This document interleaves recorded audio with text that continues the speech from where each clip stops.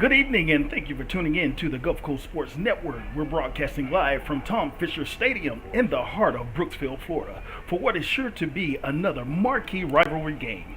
I'm Abraham Dowdell, bringing you the calls tonight, and by my side, giving you all the ins and outs, is the guru himself, Dave Barrett. You said it, Abe. We've got another huge rivalry game tonight in Brooksville. Bragging rights are on the line, which is always the case whenever you have Nature Coast and Hernando on the same field. That's a fundamental truth, my friend. That it is. Let's start with Nature Coast. They're coming off a fast 4-0 start to the year, including a hard-fought win over Springstead, which we carried live on the Gulf Coast Sports Network. And it's still available on our archive for those who want to click and check it out. That was a great game. But they struggled last week at Cypress Creek, surrendering 8 turnovers, but still finding a way to get the win. Wow, I'm sure Coach Johns will have them ready to play tonight with a strong focus on protecting the football. I don't doubt it. But defending their home turf tonight and looking to continue their string of impressive victories is Coach Earl Garcia and the Hernando Leopards. They had a difficult start to the season, dealing with some difficulties with COVID-19, which pushed their first game against Wiregrass all the way back to November, which we will still carry through our broadcasting network with GCN. So be sure to tune in on that. But then they had a tough loss at Zephyr Hills before rolling out consecutive shutout victories against Pasco and Citrus. So they're finding their groove. We've got two great teams battling on the turf tonight. Again, thank you for joining us on GCSN. Go ahead and hit the subscribe button and toss a like our way. Nature Coast and Hernando is coming up next.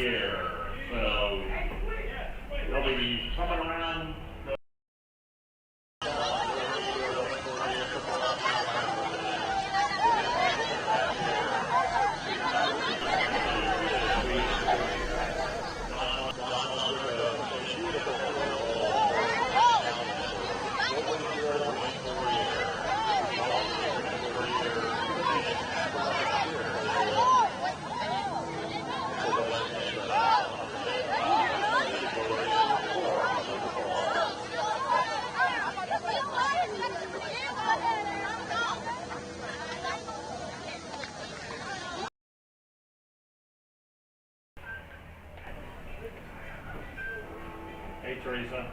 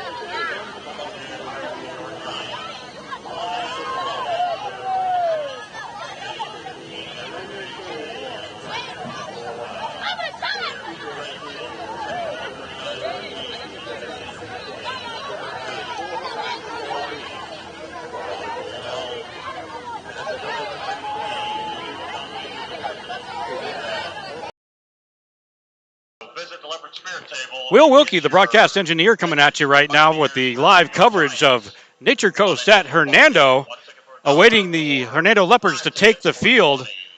Go ahead and hit that subscribe button while you're waiting. Turn on notifications so you never miss any of the action as we go live here on the Gulf Coast Sports Network. And if you would, go ahead and toss a like our way. I know that Abraham and Dave sure would appreciate it. They do a great job in the booth. Again, I'm Will Wilkie doing broadcast engineer's duty for you tonight. We've got Derek Smith, our sideline reporter and field camera operator, as well as Wild Bill Lizer on the main camera here tonight. We hope you enjoy tonight's action right here on the Gulf Coast Sports Network.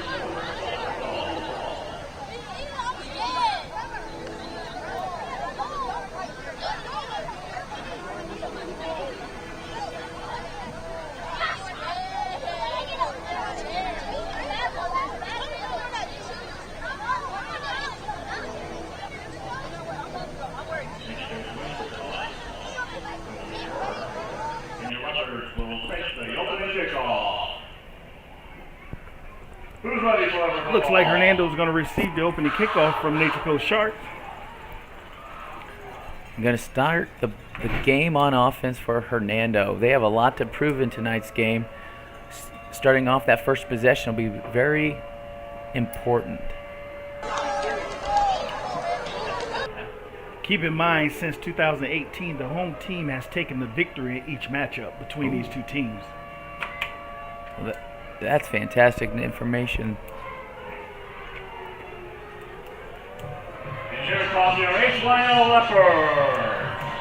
Little fella's coming out onto the field, looking great. And here comes your Hernando.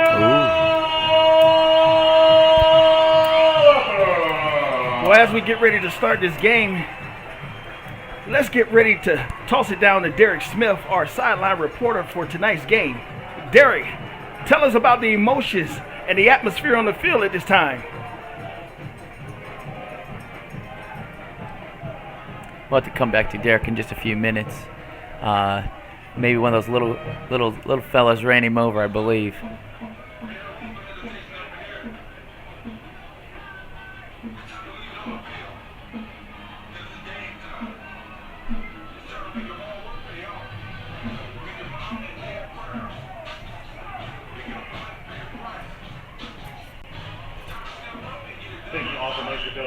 Not sure if Derek got caught up in the emotions down there on the field as the teams run out. Everybody's ready to get started. Friday night lights.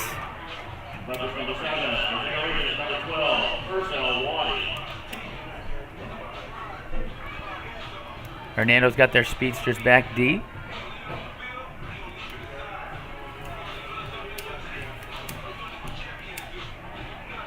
Looks like number 7, Isaiah Riggins.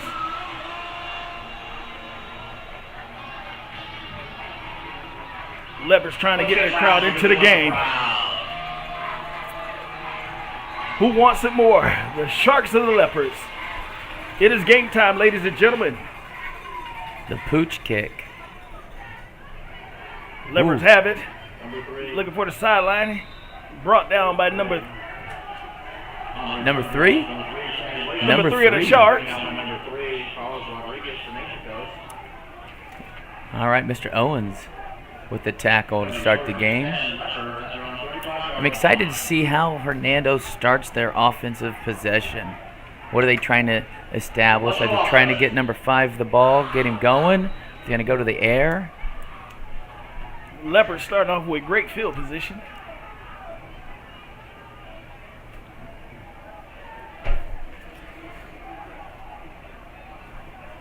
Single back split to the right.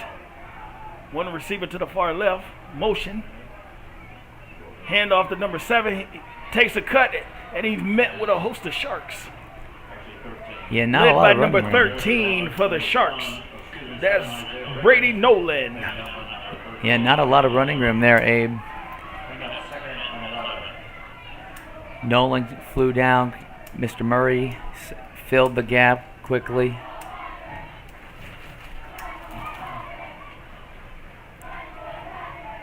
Quarterback for the Leopards is number 8, Blake Smith. Split wide, he hands off. Nice cut up the middle. He hits to the outside, to the 50. He cuts back. He's to the 40. He's to the 30. He's to the 20. He cuts back. He's to the 10. 5. Touchdown, Leopards. Wow. What an acceleration. 66 yards. The Leopards touchdown. The Leopard strikes first.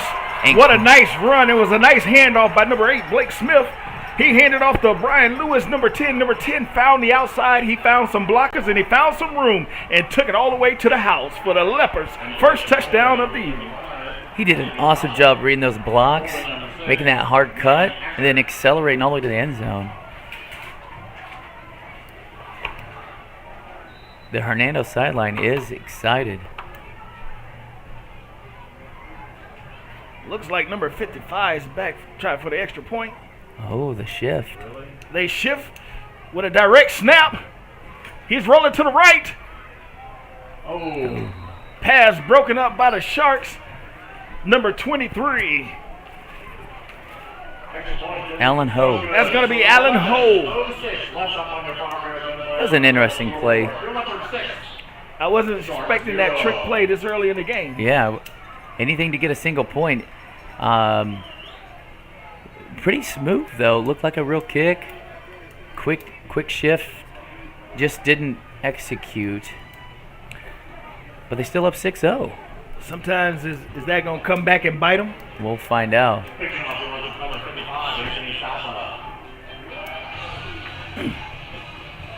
That was some nice running and nice blocking by the Leopards for that first touchdown.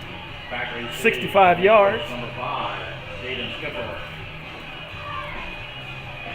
That's the way you want to start a game, being the home team. Now see what they do on defense. Let's make some noise for them, boys! Leopards make a nice kick back deep into the end zone. He brings it out. Up the middle. Tripped up by number 44. Tripped up by number 44 of the Leopards. On the return for the Nature Coast Sharks, number 5, Jaden That's Sternberger. He's one of their lead defensive players. Sam Sternberger. He's leading the team right now in tackles on the season. Here you'll see him line up at middle linebacker, and he flies to that ball. Well, let's see what this Leopard defense does and see how the Sharks come out and respond to the Leopards touchdown.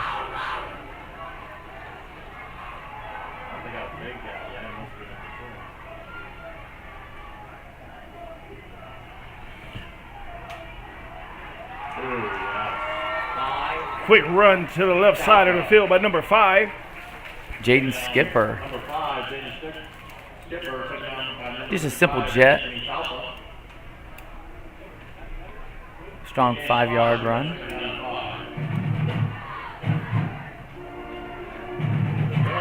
Sharks come trips to the left. Single man out wide. Direct snap. He looks for a hole up the middle. He's met by a host of Leopards. Nowhere to go on that one. Poor Fahey had to just hold on to that ball. Big Devin Williams clogging up that middle. That's number 99. It's going to bring up 3rd and 4 for the Sharks. 3rd and 4. It's 3rd down. Let's make some noise for them, boys! Sharks led by number 6, Ethan Fahey. Direct snap again. He's met in the backfield. Looks like number 55 for the Leopards. Yeah, he got that ball and just had to hold on to it. He had 2 guys on each leg. It's going to be Anthony Talpo on the tackle, number 55. He immediately busts through that line. It's going to bring up 4th down for the Sharks. A great start for Hernando Leopards coming in. You got number 3, Tate Williams, and number 7, Isaiah Riggins back deep. Nice snap. Kick is away. Oh. He fumbles it, but he recovers it back. Once again, the Leopards have great field position at the 40-yard line. Pretty much right where they lined up for that last touchdown, Abe.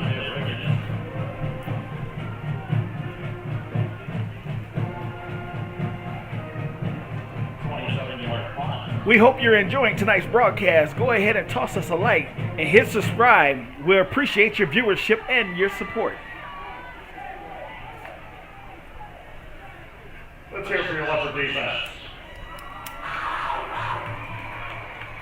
First and 10, Leopards at their own 4-yard line. Let's go offense.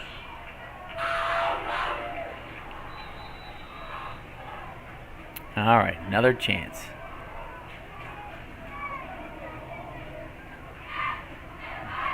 Out of the gun. Leps got troops in the backfield. Single man to the left. Straight up the middle. Big, hard 7-yard carry.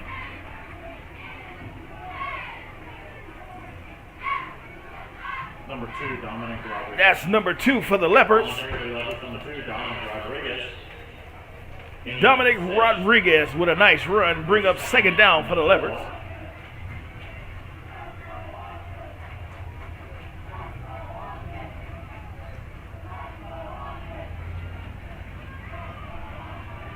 Single back. Looks like a pass. Quarterback keeps out the middle, and he's met by number 13 of the Sharks. That's going to be Brady Nolan. Nolan came up with for a big stop. I mean, that's a big stop, forcing a third down, but it's still third and short. If 13 was not there, quarterback would have had a little more daylight. Absolutely. The field opened up, but 13 filled that gap.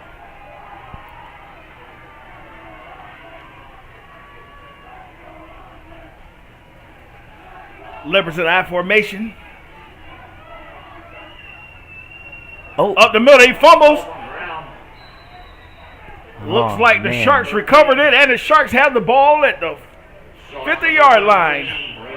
Yeah, Dominic Rodriguez fumbled that ball right off the initial exchange, falling right into Nature Coast's lap on the 50-yard line. See if they can do something with it this time. That Hernando defense really forced them 3 and out last round. Number 2 still on the field too, so let's see, he gets an opportunity to work to make something right. Look like the Sharks got trips to the right, single back, direct snap, fumble. Looks like number 2 fell on top of the fumble for the Sharks.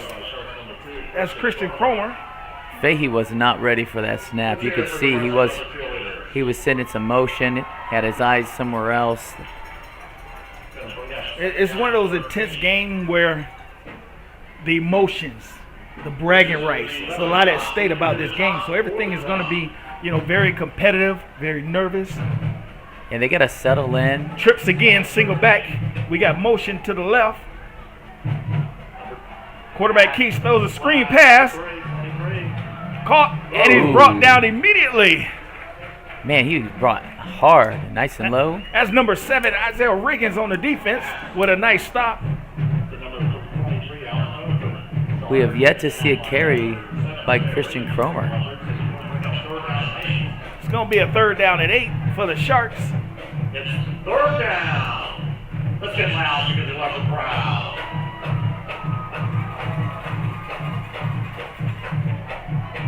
Sharks, so they got 2 split to the back. Reverse to the left side. Oh. Strong hit. The Leopard defense has come to play tonight. That guy flew in. There was some running room number 5 there. for the Leopards. Jordan Williams with a nice tackle. Brings up 4th down. There was some running room there, Abe. But it seemed like that defense is swarming. Those guys are coming up with some speed, making those tackles. There's some extra motion on that Hernando Leopards side tonight. Nice catch. Kicks away. Caught by number 5. Williams sees a seam. He's still moving. And he's down to about the 24-yard line. It's a hard run, too. He got an extra 10 yards after contact. Did what we call the old 3-legged run, where you put your hand down and bounce up, regain your balance. 5's come to play. Showing it on defense, showing it on offense, now special teams. 5:52 left to go in the game.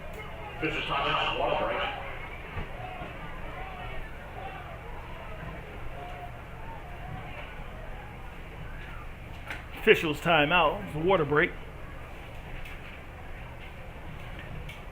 5:48 left in the first quarter. Score Hernando 6, Nature Coast 0. So Dave, did you expect it to be this way in the first quarter? Well, why don't we answer that right after this commercial break?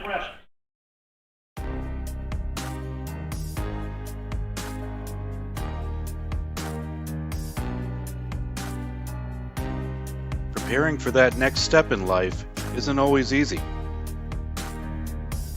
At Legacy Wealth Partners, our combination of experience, professionalism, and access to a wide variety of products and services to help meet all of your financial goals. For a new level of attention, insight, and capability, contact the trusted team at Legacy Wealth Partners.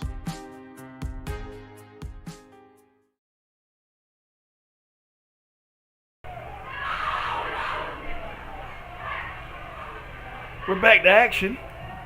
Fumble, it picks it up. Yeah, the snap game is going to be very important for the Hernando Leopards. They've had some difficulties getting that snap down, and tonight it didn't go over his head, but it did touch the ground. He picked it back up, but there's not a lot of time to react. So Hernando's going to be paying attention to that, especially now that they've lost their inside their 20 now. So this makes up a 2nd and long.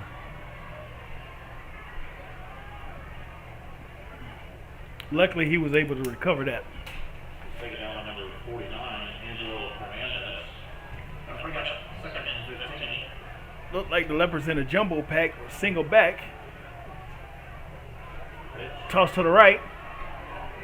He's brought down by number 13.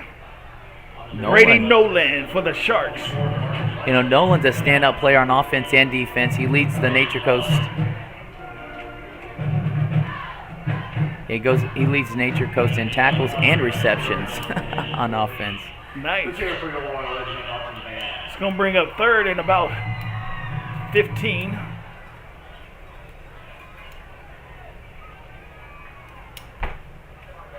Under center. Leopards in the I formation. Receivers spread left and right. He fakes.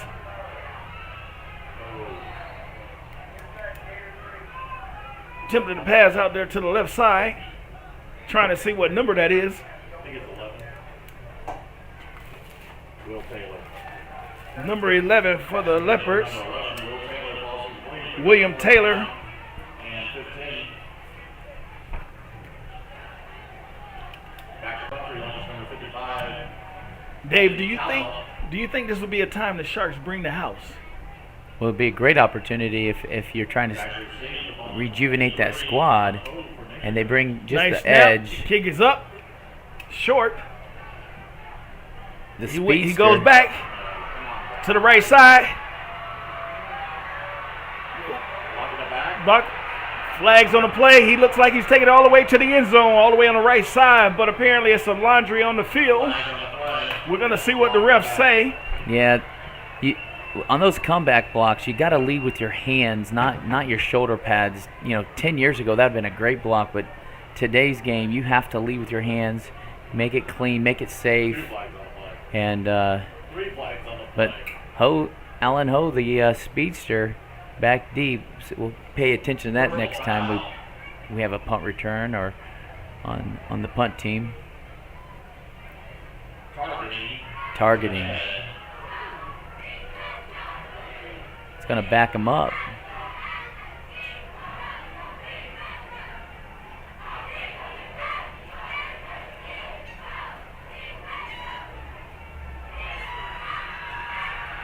Personal foul. Blow to the head, 15 yards in the spot of the foul. Well, Abe, that turns out to be a 53-yard penalty. Nature Coast at the 47-yard line. Let's go defense. Does that give motivation for the Sharks offense to come out and strike? See there, you got the Twins to the left, single back. We're going to see if they get that bus It going looks like they tonight. got 4 wides going on right now with a single back in the backfield. Trying to spread this Leopard defense out. Give it to number 2, Cromer. Around the outside, looks like he got about 2.5 yards on that, 2 or 3 hard-fought yards on that play. He averaged 7 yards a carry last week, rushing for 200 yards, and tonight that's his first carry on the day. Isn't Cromer a sophomore for the Sharks? Just a sophomore, 6 foot, 230 pounds.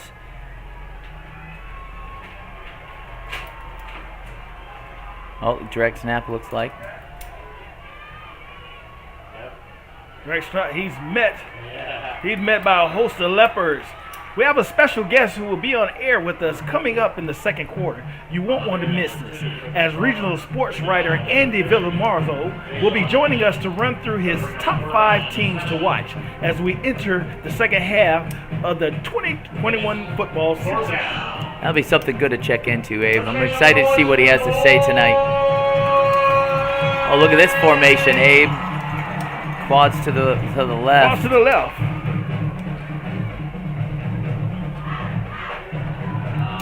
You know, that's just film study right there. All right. Number 11 flew in, read the play from the go, realized it was going to be a screen right in their back pocket. Strong defensive play. Hernando's prepared for this game. Make sure you stick with us at halftime as we'll have our Senior Spotlight segment featuring interviews, highlights, and insights. Tonight's Senior Spotlight is Hernando's offensive lineman number 51, Hayden Foster. Ooh, goodness. Goodness. Yeah, it's going to be a penalty on Hernando. They had 4 people on the punter. All they had to do was touch the ball and it wouldn't have been a penalty, but they got it into him after the punt. These emotions are high. This is one of those high emotional games to where, you know, you get in, you want to do something to help the team, but sometimes some of the things you do could hurt the team, which here's the personal foul that's going to hurt the Leopards at this time. He is going to extend this drive, give the Sharks a first down. Man, 4 Leopards did break through, though, so they had the block on. So it looks like the Sharks are lining up, trips to the right, single back. Number 6, the field general, Ethan Fahey. Fahey draws up the middle, he kicks it, and he's grabbed from behind by number 99, I believe that's going to be. On the keeper, number 6, Ethan Fahey. Initially grabbed by number 2, Dominic Rodriguez. Big gain of 3, bring up second down to 7.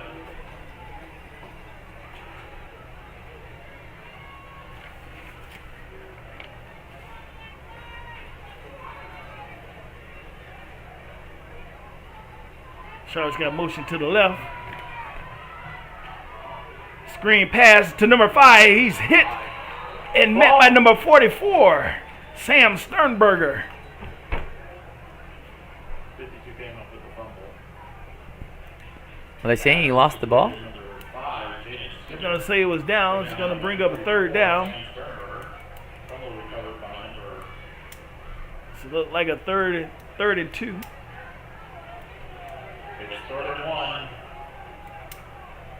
Third down. It's 4 down territory, don't you think, Abe? Minute 19 left to go in the first quarter. You're down 6. We're going to see what this defense does. Or is this offense going to prevail? They got the big fella They got back the deep. trips stacked behind the O-line. Single back. Direct snap. Direct snap to the fullback. He's tripped, and he bounces, and he gets the first down for the Sharks.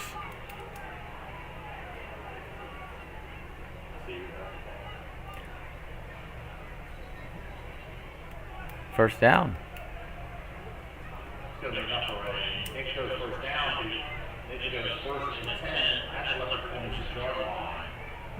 So this is where either the Leopards defense is going to stand up or the Sharks offense is going to come alive. We got 44 seconds to go in the first quarter.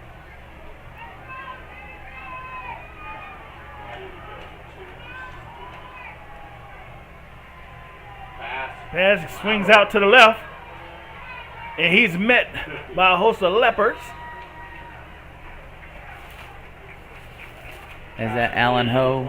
Alan Ho on the carry. That was number 50 with the stop, Jashawn Nance. You always got to be careful with that backwards pass, because if it's not caught, that's a free ball. It seemed like the Leopard defense is swarming to the ball.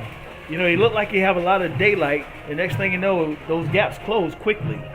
Yeah, that defense, that secondary is flying to the ball. And that's going to be the end of the first quarter. Your Hernando Leopards leading 6. Your Nature Coast Sharks 0. My name is Tom Roselli. I served in the U.S. Navy 65 to 69. Through all the turmoil and stress battling with the VA, I've come to learn that certain organizations have their hands tied and can only proceed so far, whereas Attorney Chris Chambers has the experience and the ability to dig into the files and get the results that got me my 100%. Tremendous job in helping veterans.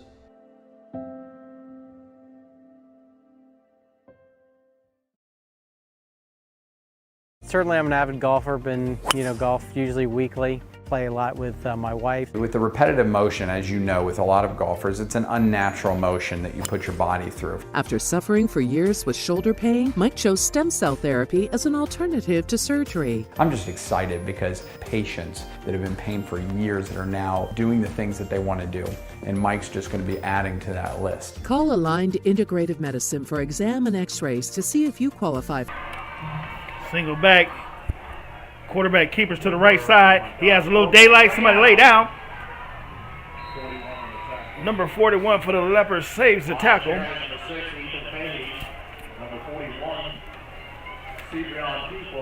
Peoples on the stop. That was a strong first down run by Mr. Fahey. First and goal. Who was that quarterback keeper?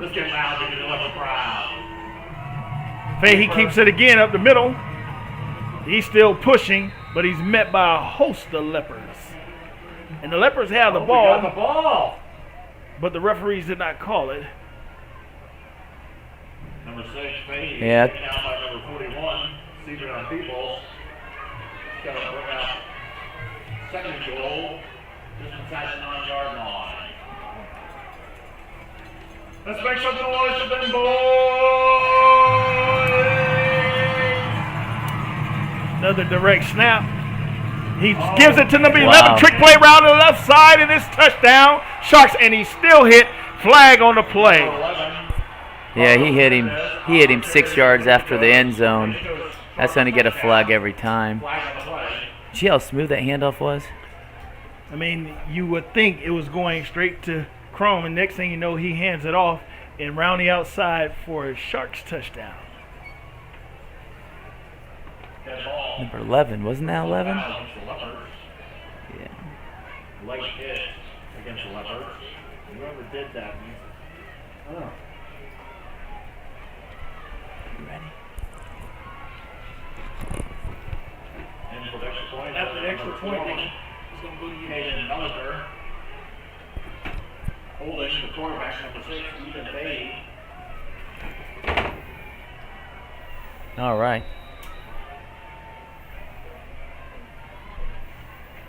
The snap, the hold, the kick. It's good. Right now, we'd like to bring on Andy Villamarzo to the broadcasting. Andy covers all the sports throughout the greater Tampa Bay area region. Andy, thank you for joining us tonight. Oh, thank you so much for having me. Great atmosphere in Brooksville for this one. Awesome. First, we'd like to start off by informing our viewers the sports that you cover and where they can find your articles. I cover high school sports in the North Suncoast area, Pasco County and Hernando County, and started dabbling in the northern Hillsborough area, covering some of the North Tampa teams. So I'm all around the Tampa Bay area, really. Well, make sure you check out this fabulous coverage of high school sports in our region. So, Andy, let's get right into it. We're looking on the halfway mark of the season, and this is where teams start to fine-tune themselves for the playoff push. Who are your top 5 teams from now until the playoffs? Right now, the 5 teams I'm looking at that I think could be playoff contenders in this North Suncoast region. You got Nature Coast, who's playing here tonight. I've looked at them 4-0 start. The sophomore running back Christian Comer has been very impressive to me. 629 yards through just 4 games. I kind of liken him to Mike Weston from a few years ago. Very big back. Just linebackers at the high school level have problems tackling somebody who's 235, 240 pounds, because you're looking at 175, 180-pound linebackers.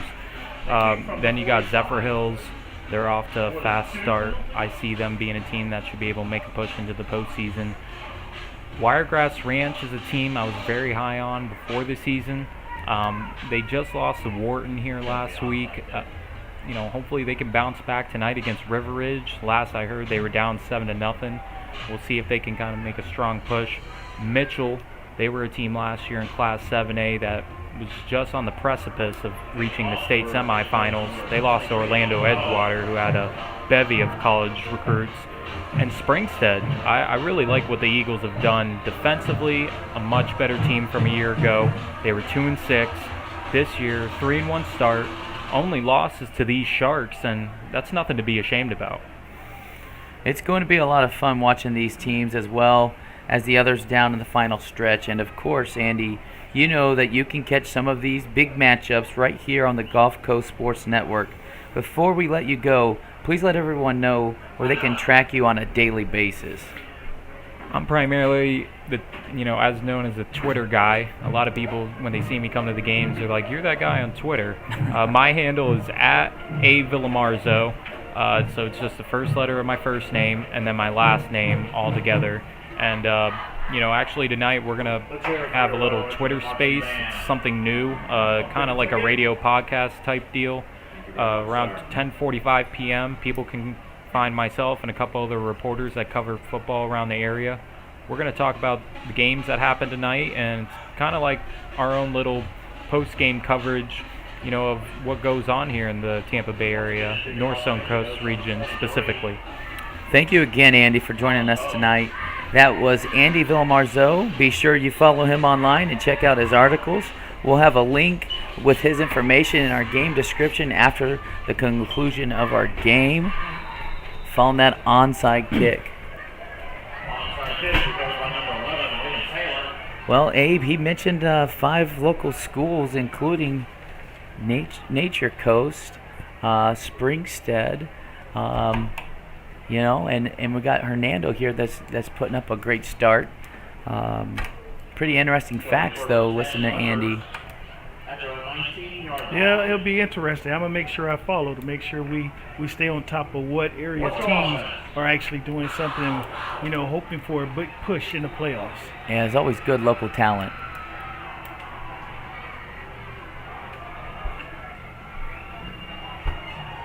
First down for the Leopards. Split backfield. Looks to pass. He's flushed out of the back. And he threw it away out of bounds. That was a smart decision by the quarterback. He was looking, nowhere to go, doesn't give up the sack, tosses it out of bounds. Very smart decision by the Leopard quarterback. That's number 8, Blake Smith. Bring up 2nd and 10 at the Leopard 19-yard line. Leopards are waiting the signal. Get your glory days, wings for a year. Field goal challenge tickets out. Got a single receiver out wide. Pause in the game. Looks like Leopards had to call a timeout. Leopards only had 10 players on the field. Get your glory days grill, wings for a year field goal challenge tickets out. If you're new to the Gulf Coast Sports Network, go ahead and hit the subscribe button. It's free. And turn on notifications so you will never miss any of the live action. We're going to go to a quick commercial. We'll be right back. Certainly I'm an avid golfer. Navy SEAL veteran and endurance athlete Don Mann pushed his body to the limit and tried regenerative medicine when all other options failed. It's unbelievable. I just assumed I was going to be in pain forever. And I've been in pain since the 80s. Now I'm running and riding a bicycle faster than I have in 7 years. Even my vision is better. I'm 100% pain-free right now. And I don't take any medications. Call Aligned Integrative Medicine for exam and x-rays to see if you qualify for regenerative treatment. All right, we're back to the action. Looks like we got stacked to the right with a single receiver, one back in the back. Fake toss up the middle. He has some daylight. Brian Lewis again. And he's brung down. Man, strong run again, right up the gut. They sealed off Nolan, and it was off to the races. That was number 10, Brian Lewis. Once again, he showed a flash of burst. Nice opening by the lineman to open that hole up. Leopards moving down the field with some success. They're stacking the ends. Motion to the left. Once again, at number 10, he's patient on his block. He gets a hard fought 1 yard. He got ahead of his pulling guard there, tried to correct himself, and then, the Nature Coast had a few fellas there waiting on him. He was met by number 54, Robert Humphrey, for the Sharks.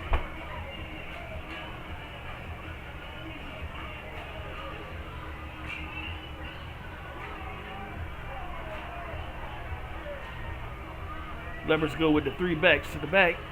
Single receiver to the left. Up the gut. Nice bulldoze by number 2. He's still moving. He's moving for enough for a first down. It's going to be number 2, Dominic Rodriguez for the Leopards. Moving the chains. Nice patient running by the Leopards.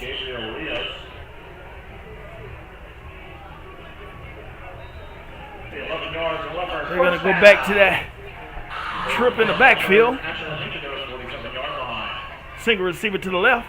He's got it up the middle again. It looked like he got a good hard 5 yards on that carry. Number 2, Dominic Rodriguez.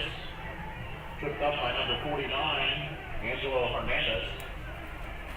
Gain of 5, bring up second down and 5. We hope you're enjoying tonight's broadcast. Go ahead and toss us a like and hit subscribe. We appreciate your viewership and your support. Right now, I hope that everybody that's watching right now can go ahead and send us some likes, some hearts, and let us know that you appreciate what we're doing for those that could not make it to the game and wanted to see this intense rivalry game. This is a bragging right game for the county. Quarterback keeps it out the middle. He has some room. Wow. And he's brought down by number 3 of the Sharks. Another great decision by the quarterback. He looked at the screen. It was there, and then it wasn't. It would have been an interception had he thrown it. Pulls the ball down, runs north and south, moves the chains. Excellent decision by the quarterback. Smart play. But don't forget, make sure you send us some likes. We're looking for those likes.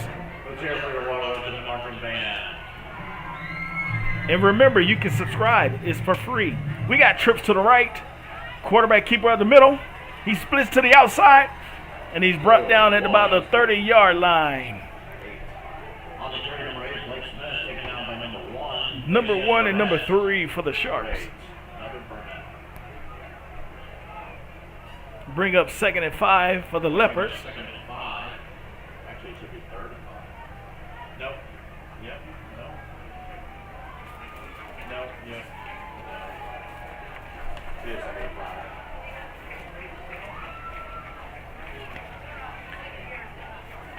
Make sure you stick with us at halftime as we'll have our Senior Spotlight segment featuring interviews, highlights, insights. And tonight's Senior Spotlight is Hernando's offensive lineman, number 51, Hayden Foster. Another first down, Abe. First down. Hernando looks strong on this drive. First down, first down, first down. We got I formation, split receivers to the left and right. Quarterback on the center. Hands it off to number 5 to the right side. Number 5 finds the gaps and cuts up for about 3-4 hard fought yards. Number 40 took him down. On the carry, number 5, Jordan Williams, taken down by number 40, Caleb Murray. Caleb Murray on the tackle. Looks like that was number 3 that ran the ball. Tay Williams. Second down and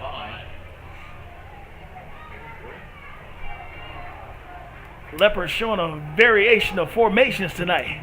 Trips in the backfield, single receiver to the right. Quarterback hands it off. Number 5 makes a nice cut up the middle, and he looks like he has another first down. That's Jordan Williams.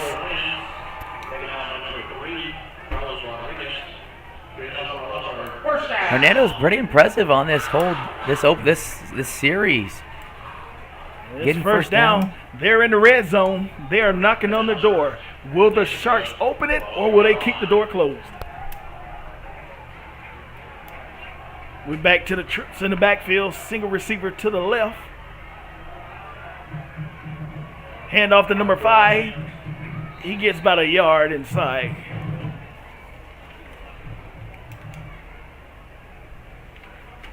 Sharks number 2, Christian Cromer on the tackle.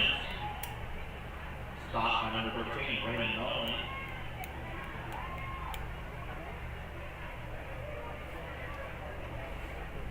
Nolan. Number 10, Brian Lewis, just checked in. He already has a touchdown for the Leopards.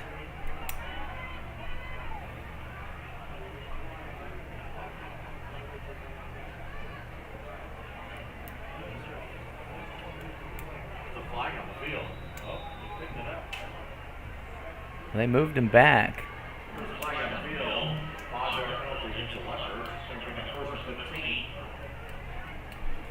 At this time, ladies and gentlemen, we're going to go take a quick commercial break. We'll be right back.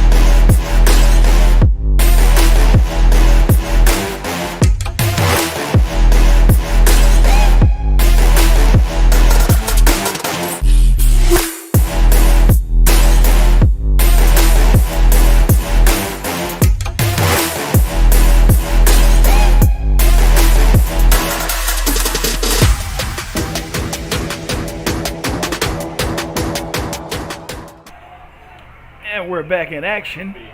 If you're just joining in, Sharks lead the Leopards 7-6 in the second quarter with 6:26, but the Leopards are in the red zone knocking on the door.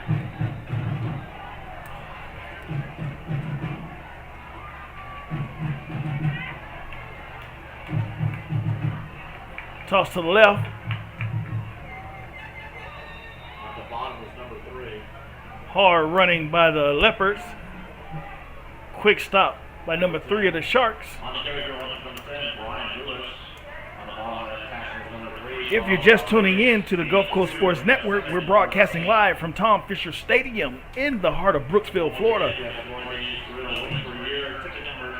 This is a marquee rivalry game under the Friday night lights.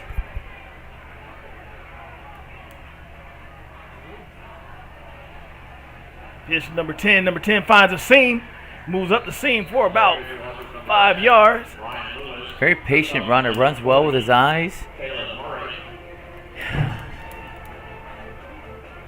It's going to bring up a third down.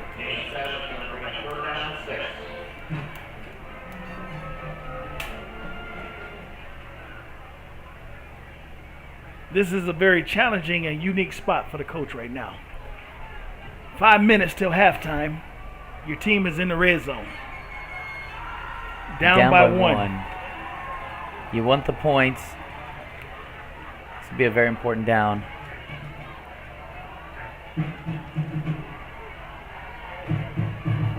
We'll back up the middle. Looks like it's going to be a 1-yard shot. Mr. Rodriguez. Dominic Rodriguez is still pounding forward. It's 4th down. So, Dave, would you kick a field goal, or would you have trust in your offensive line? It would be very close to an extra point, Abe. I think I would go for it here. They've looked impressive this whole drive. You hate to come out empty, but it's close. It's close. The way the Sharks are signaling like they stopped him. I don't know if they did, though. Let's see what the spot is. One team says no, the other team says yes. We need to see what the referee is going to say. The white hat's the only one that matters right now. They're going to bring in measurement. He's bringing in for the measurements. All right, Dave, so what do you think? Rodriguez hit that hole pretty hard. He hit it hard, but it seemed like it was a wall that stood up right there. So it's going to be challenging to see the spot of this ball. Our view on the screen looks really awesome. Our cameraman's right on it right now. You know, if you're Hernando and this drive stalled, you still are confident that your team that Nature Coast has 99 yards to go to get a point. So, and hopefully their defense can still rise up if they are in fact short. But I can't wait to see what this call looks like. Depending on that spot. Speculation. Here it is. Nice camera work. And it looks like it's a first down for the Leopards. By more than a nose. 4 downs now to go, 36 inches. If you could not hear it in the cameras, you can hear it out on the field. The crowd went wild when that referee signaled first down. Well, number 2 has kind of been their short yardage guy. Number 10's been their end zone fella. Did we get a winner yet? Okay.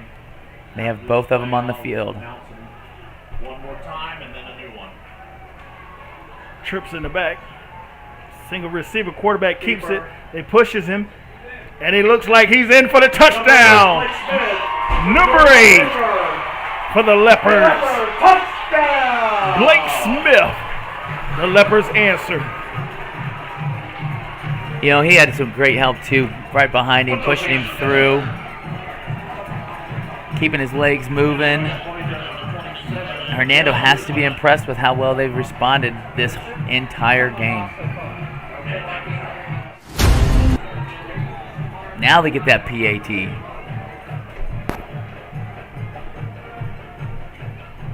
You know, It's up and it's good. the extra point is good.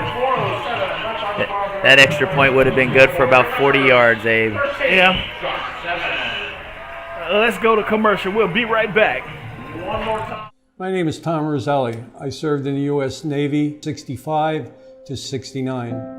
Through all the turmoil and stress battling with the VA, I've come to learn that certain organizations have their hands tied and can only proceed so far, whereas Attorney Chris Chambers has the experience and the ability to dig into the files and get the results that got me my 100%. Tremendous job in helping veterans.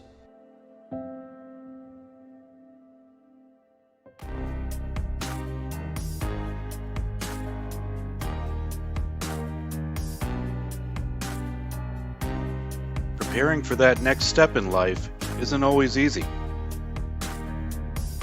At Legacy Wealth Partners, our combination of experience,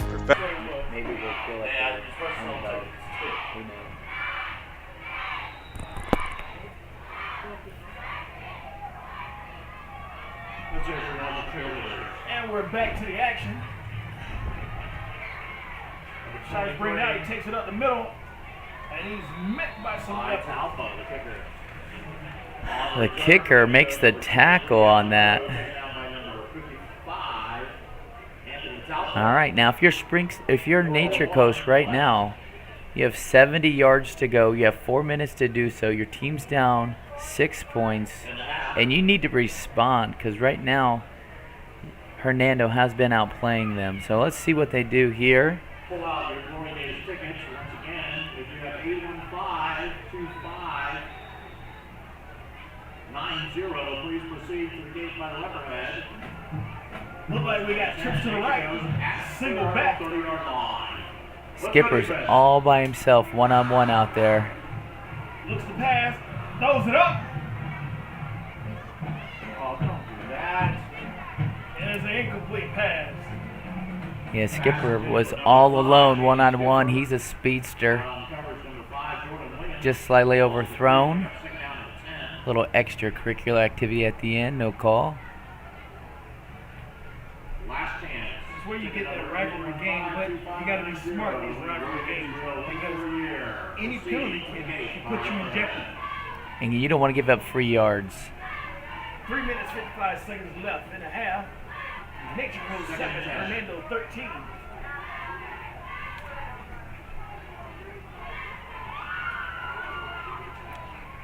Single back again. Bootleg. Get him started. Quarterback runs to the left side Number 6, Ethan Page. for about 2 yards, and a flag just got thrown on the field. Flag on the play.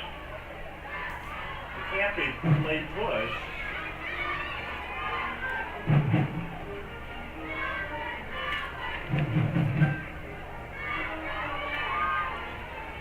Sideline running against Nature Coast. Hello? Yes. Hey, your mic is off, Ed. Trying to see what the flag is on the field. I believe they're warning the coaching staff and the players over there for the sidelines. They have got to stay out of the way of the referees, or there is a flag. Looks like it bring up about second and 8.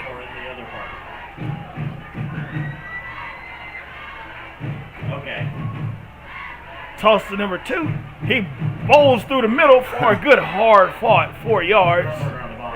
Yeah, it always takes more than one to bring him down. Hernando's linebackers fly to the ball and are leading the team in tackles, and tonight they're playing pretty well as well.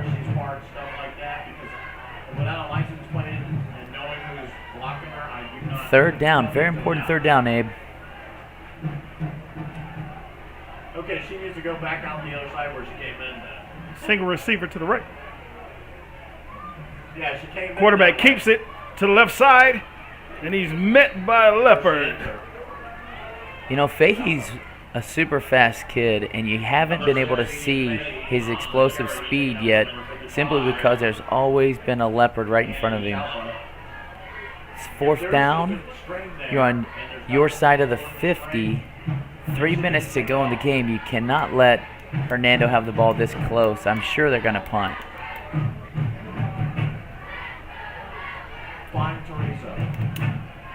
Referees are huddling, Abe. I don't see any laundry.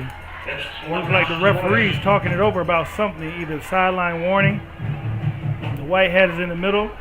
The Leopard coaches are coming on the field, Yeah, trying to see what's going on. yeah, Leopards are there inside the hash, which not usually Some a good players idea. pointing for a first down.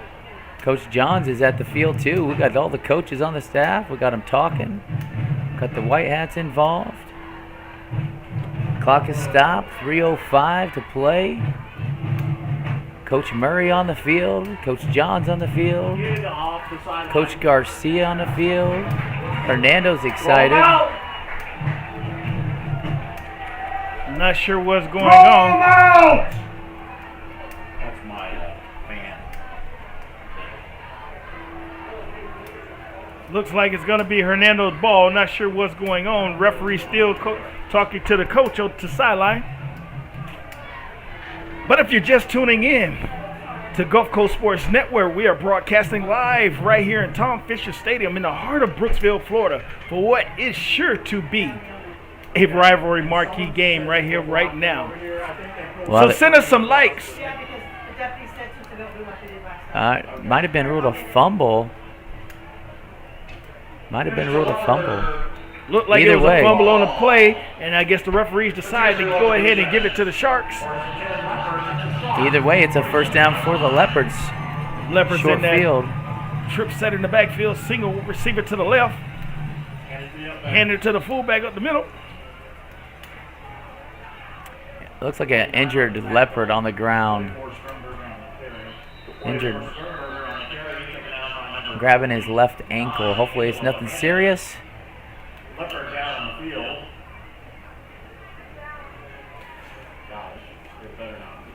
Make sure you send us some likes, and we're going to take a quick commercial break. We'll be right back.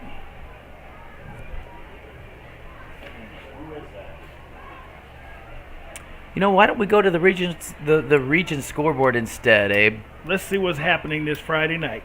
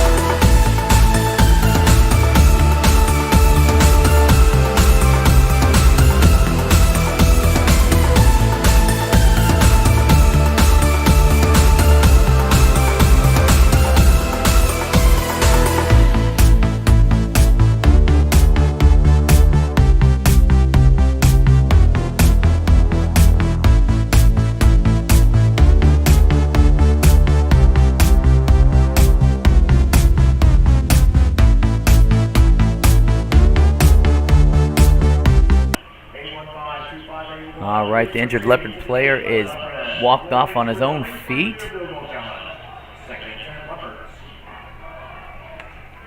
Back to the trips in the back. Single receiver to the left. Quarterback rolls to the left. He keeps it up the field.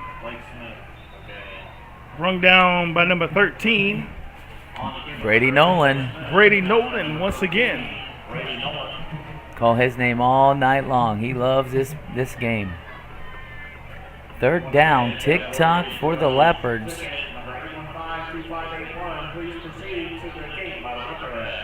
Well, we know that field goal guy can kick this ball.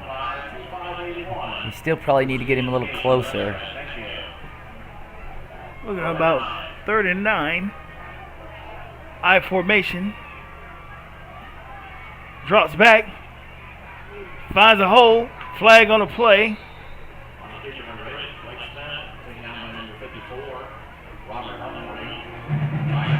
Well, number 7 was wide open in the back of the end zone. Hard to keep your eyes downfield when you're running for your life. But looks like it's a hold instead. That's going to be declined. Should be up 4th down, Abe. 2 minutes to go. 4th down. Important decision by the coach right here.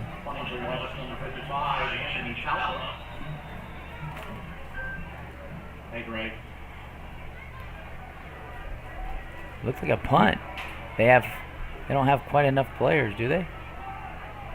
Make sure you stick around with us at halftime as we'll have our Senior Spotlight segment featuring interviews, highlights, and insights. Tonight's Senior Spotlight is Hernando offensive lineman number 51, Hayden Foster. Okay, thank you. Hey, let's go to commercial, Abe.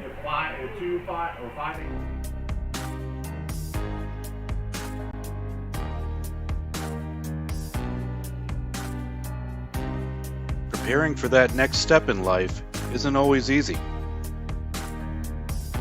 At Legacy Wealth Partners, our combination of experience, professionalism, and access to a wide variety of products and services to help meet all of your financial goals. For a new level of attention, insight, and capability, contact the trusted team at Legacy Wealth Partners.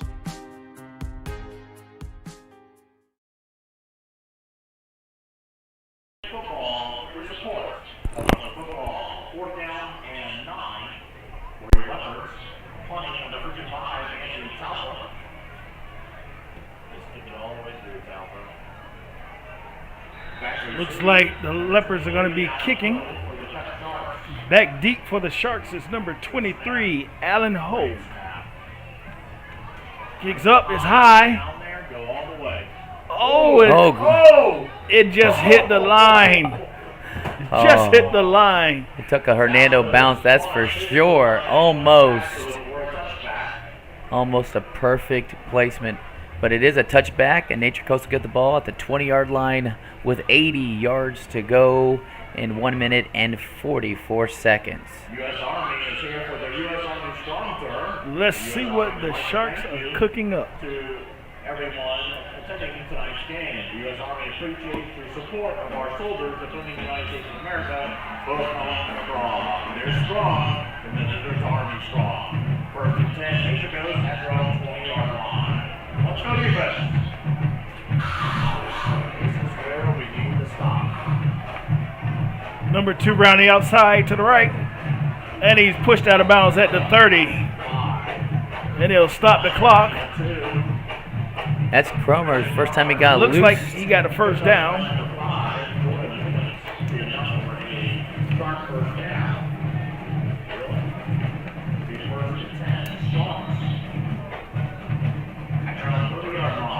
Got out of bounds, stopped the clock, saved a timeout. That's not running. He blew the whistle. Oh my gosh. Come on, run the clock. Sorry, guys. Nature Coast stack backfield. It's a fumble. And recovered by Fahey.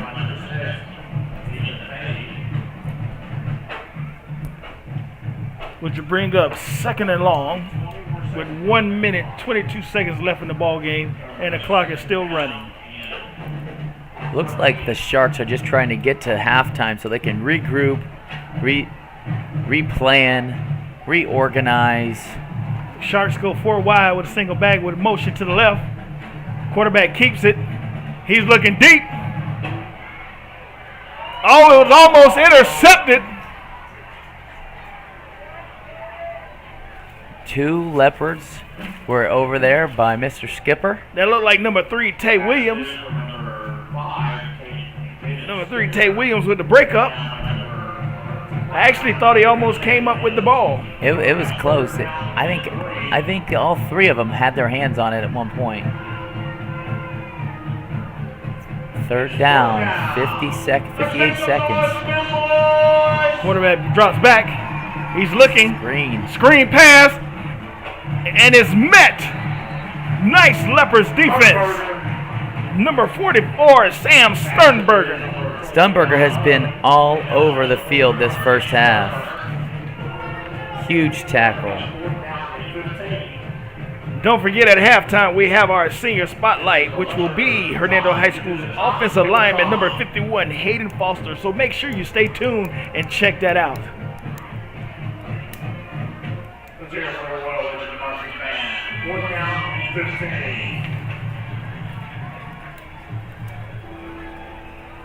It's 4th down.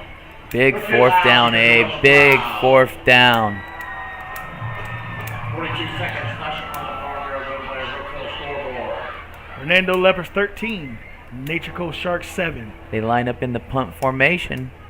Hernando's going to have a chance to return, potentially set up some offense. Maybe work some 2-minute O. Or just go to the halftime with a 6-point lead.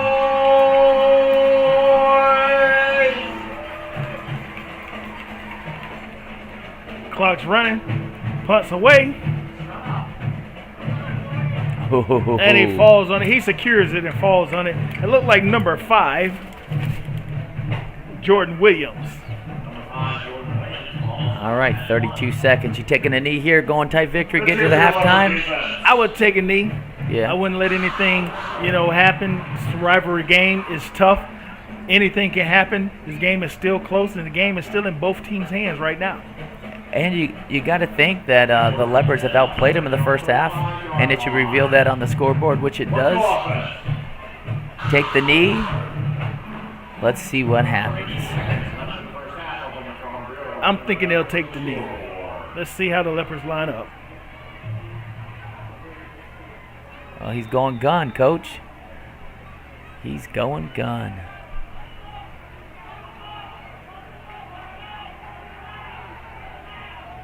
Direct snap to the quarterback. He rolls to the right, and he throws it out of bounds, stopping the clock with 26 seconds remaining. Number 7 keeps getting behind the defense. That's the second time. That'll bring up 2nd and 10 for the Leopards.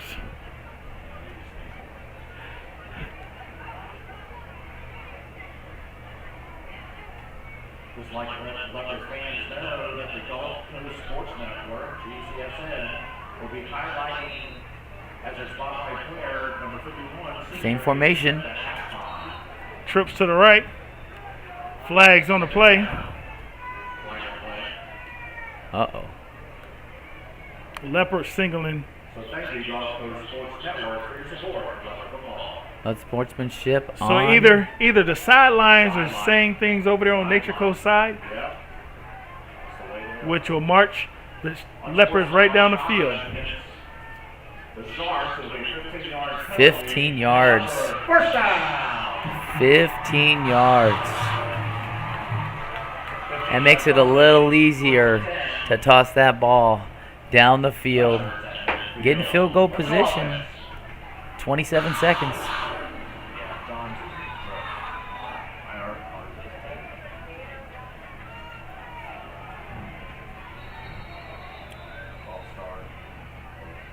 Full start on the Leopards. They're just excited. It's all what they wanted. be first and 15. Leopards. 25 seconds left in the first half. Up on your Fargo. When the scoreboard. The Sharks have given a little more room. They've backed up. They got 3 people, 15 yards on the trip side. Another flag. Early flag back on the... So the Leopards are giving right back those yards. Yeah. 24 seconds left.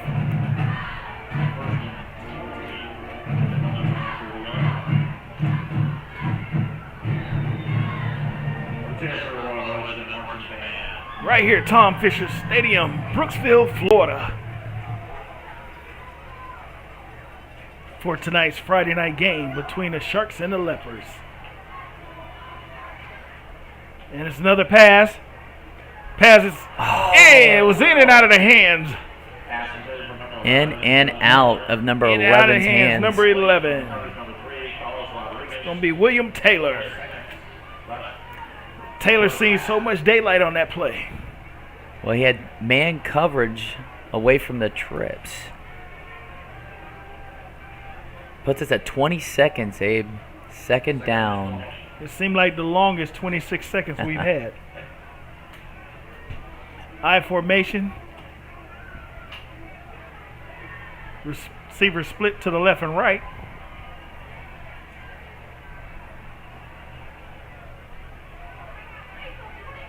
Handoff up the middle for a 2-yard gain. That'll probably take us to halftime. Tick-tock. Right now, your Leopards lead 13, your Nature Coast 7.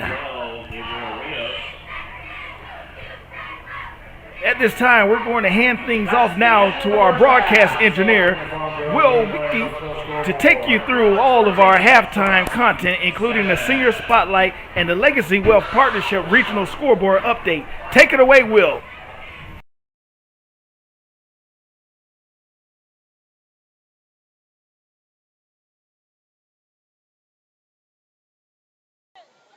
Thank you, Abraham and Dave. Great job on the call tonight. And we'll bring them back for the second half call. We would also like to thank Derek Smith, our field reporter and field cameraman, as well as Wild Bill Lizer, working the cameras for us tonight. I'm Will Wilkie, working the broadcast engineer duties, and I'll be your host for our halftime coverage this evening. We're going to go ahead and take a quick break, but make sure you stick with us through halftime as we have our special Senior Spotlight segment. Coming up, this week's Senior Spotlight is Hernando offensive lineman Hayden Foster. This young man defines hard work and passion for football. You won't want to miss this. We'll also get caught up on all the regional action as we check in with the Legacy Wealth Partners regional scoreboard. And then we'll check in with Derek Smith and Hernando Athletic Director Mark Lee before we kick the live action for the second half right back over to Abraham and Dave. So don't go anywhere. You're watching the Gulf Coast Sports Network. For the past 5 years, I haven't ran because I just believed that my body was on the decline, that the pain that I was experiencing was not tolerable enough for me to go out and run. And it's one of the main reasons why I retired from the NFL, wanting to be able to run and play with my kids. And the day that he adjusted me, I felt that relief and I felt like I could actually put on my cleats again.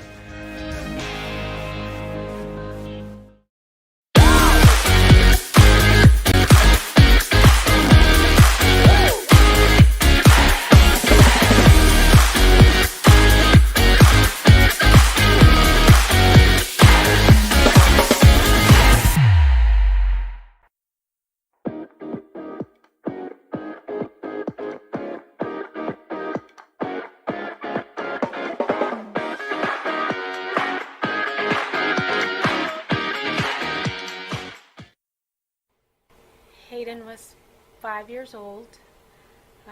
We lived up in Beaver County, that's in Pennsylvania. He played for what was called the Chippewa Indians, and he started playing football as a 5-year-old little torpy. Played in like the torpy league, and basically I had no idea as to what I was doing. I didn't know what football really was. After three or some years of playing football, we stopped, and then we entered the eventually ended up moving down to Florida. I didn't play for a couple years. In 8th grade, the middle school coach, Jannard Hudson, he was always talking to Hayden, trying to get him to come out for the team because, I mean, he was, at that time, 8th grade, he was probably about 6'2", so he was a lot bigger than the rest of the kids, and Coach Hudson, all the time was on him, trying to get him to come out for the team, and he was finally able to talk him into it. So in 8th grade, he was back in pads again and playing football, and I mean, he's where he's at today because of what Jannard did. I eventually joined the football team. Even the coaches, they seen a lot of potential in me, what I could be one day. Still learning a lot. I didn't have much play time then, but I still got in there and I did what I could. I didn't know what to do, but I still did what I could. Yeah, he was, at first,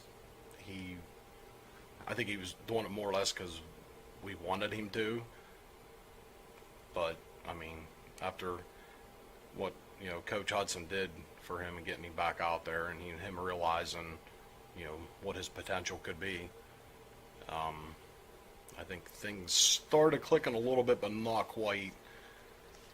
I don't believe it really set in to his mindset of what he was capable of till probably last year. My junior year hit, the first game I had, it was a little rough, but I eventually got through it and see what I need to work on. And eventually, by the second game we had, I was a lot better. I was getting on my blocks better. I was blowing people back. I was staying on my blocks. I was driving people back. I was using all my footwork, and throughout that whole season, it was really just clicking for me. It was I had a lot of explosiveness. We went 7-2 throughout that whole season. Very proud of myself after that. I seen a lot of potential that I had, so I started going to football camps, more football camps.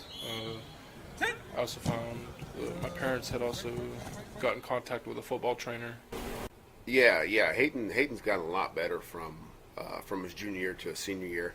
He really has. I know he's been working, off campus, quote unquote, without us, with a ex-NFL lineman, and it really has helped. He's gotten a lot stronger in the weight room. So if he does latch on to you, he can really move you. But his feet gotten a lot better, and he's a workhorse. Keon, who is, he's family to us. He works with Hayden, as far as showing him how and what's gonna, how the stages go, because he's been there, done that, and he's just, he's always around us. And he worked with Hayden doing drills.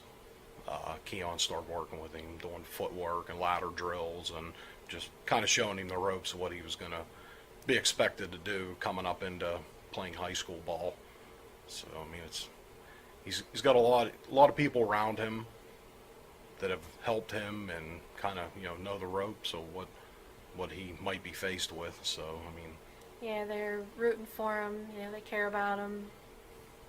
Makes a mom feel good. A guy named Marcus Applefield. He's a former NFL Ravens player. He basically changed my whole work ethic. I eventually met a guy named BJ Hall there the one day, and there was a quarterback house bus tour I eventually went on. It was to a bunch of different colleges. We went on college visits and college camps. We went down to a camp in Weber University. It's called Down and Dirty Football Camp, and basically we went as a team. We went in there, and basically we won the whole event. The thing that really clicked for me was that I basically I beat one of the best guys that was doing the board drills with us. I completely blew him back and I almost won the event. At that point, I had talked, a couple of coaches were coming up to me and everything. We're talking, send me your film.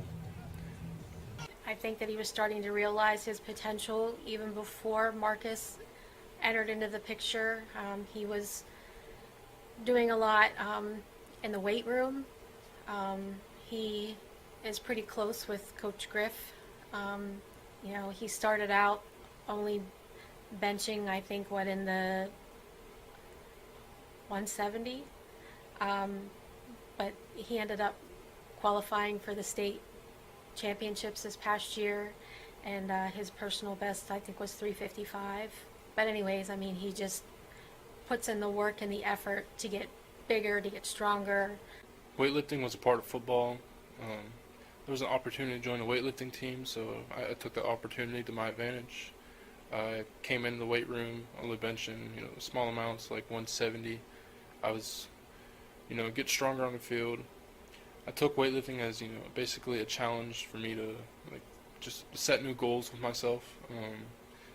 I eventually started putting up more weight. I got stronger throughout my junior season. Every day, putting in the work. I called Coach Griff up. It was like, hey, Coach, I didn't think I was going to be on here, but I'm on here. And he checked too, and he was like, well, meet me in Port St. Joe on so-and-so date. And we went there, and we went to the States, eventually put up 355 on bench, and ended up doing a 255 clean and jerk. I was still super proud of myself for accomplishing States. Yeah, Hayden, I want to say he clean and pressed 275, maybe 285. That's a lot of weight. It's a very explosive lift, and a lot of times explosive lifts translate better to any game, not just football, than static lifts. Static lifts are your deadlifts and your bench press, but an explosive lift where you got to really move the weight, it transfers well. So I know he was part of the district champion weightlifting team with Coach Griff, along with Jordan, along with Sternberger. This senior year, I have really high hopes for my football team. I really want to lead them to lots of great victories, especially my fellow seniors. We have a special bond, I think. We do a lot together. I hang out with them out of school, in school, on the field. It's a very special bond. I think we have a very special talent. Yeah, Hayden has gotten a little bit more vocal this year. Because you got two kind of leaders, positive leaders. You got performance leaders and you got vocal leaders. You got guys that lead by example, that are always there, always on time, always do what they're supposed to do, don't say much. And you got guys that do that, but they also are vocal leaders. And he's stepped up this year, at least, vocally. This is kind of like, what we've been thinking about and hoping and praying that, this all works out for him because he wants it. But he likes to play football. He likes to practice football. And usually those are your better players when they like to play, whether the lights are on, whether the scoreboard is on or not. There's a ball out there and there's a coach, he likes to play football. So I'm looking for big things for him this year. I think the senior season is going to be really something special. I can't thank the coaches enough for what they've done to us and getting us ready for this, and I know they're going to guide us through this senior season. I'm just going to leave it all on the field this year, and I'm looking forward to a great future.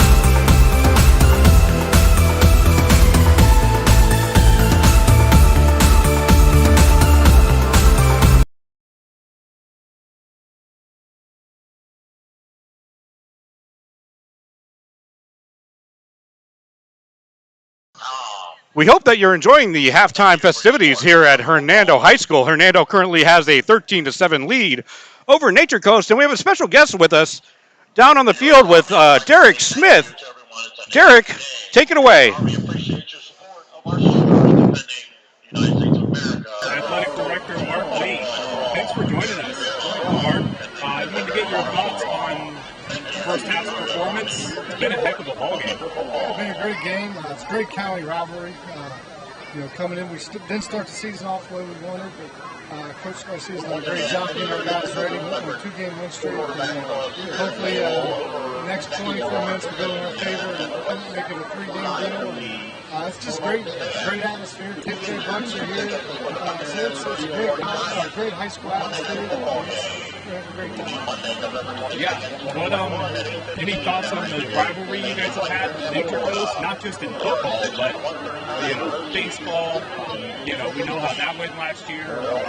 Basketball, basically all these sports. What would it mean to you guys to give them their first loss here tonight and continue your winning streak? I think it's a great thing. We're looking for rivalry. Anytime we play Nature Coast, it's, you kind of circle that date a little bit, get a little bit more excited. And we've had some great competition. Baseball last year, softball last year, and football has been 2 years ago we won in a good game, and last year they pulled one out. And so it's a good back and forth deal. We hope that we come out with a better end tonight, as well as the other sports we're playing this year. But it's a lot of fun. As you can see, with all the people we have here from high school, there's nothing better than Friday night lights with a packed house and this type of atmosphere from high school. I couldn't agree more. Well, thank you for joining us, and good luck for the rest of the season and the rest of the athletics. All right, back up to you guys in the booth. Volunteers support Leopard football. And let's give a round of applause for Leopard quarterback volunteers and the gold purple vest for making tonight's game enjoyable.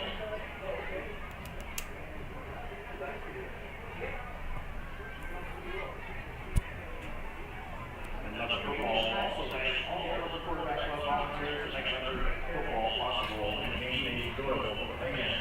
In addition to the treasurer, Pastor Parnell, Secretary Lisa Revenall, JV Game Coordinator Joyce Foster, and President and Voice of Leopard Football, Marcy Madison, for their support of Leopard Football. Let's give Leopard Quarterback Club a round of applause.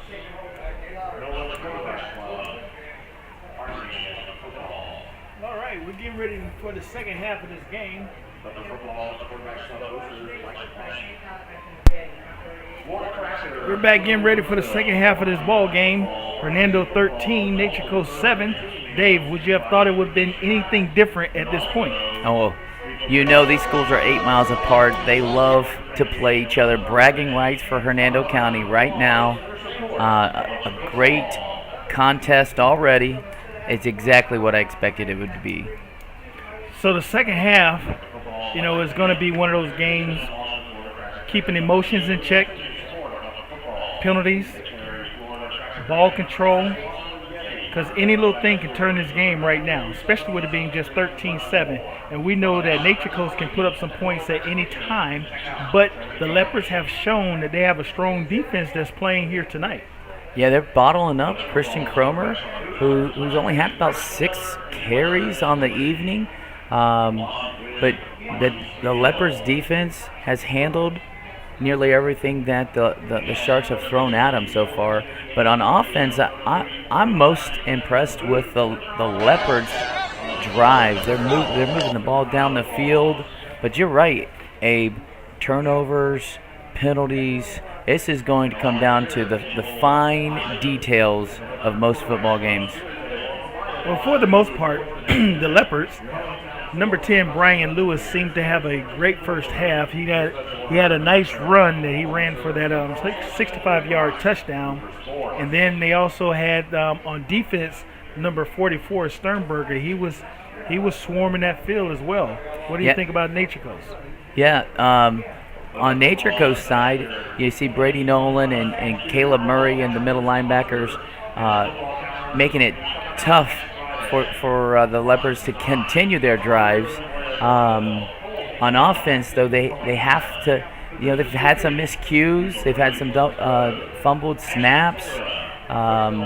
They've got to fine-tune some of these small mistakes that I think they can get over with here in the second half.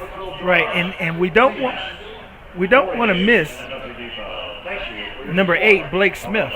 Remember, you say he had some nice decision making. Let's say that he made some nice decisions that he had opportunity to make some yards, save some plays and keep the drives moving. So we don't want to forget number 8 has been doing a great job for the Leopards in the backfield. Absolutely, Abe. Number 8 could have thrown. The play was designed for a screen late in the second quarter, and he looked that way, saw it was covered.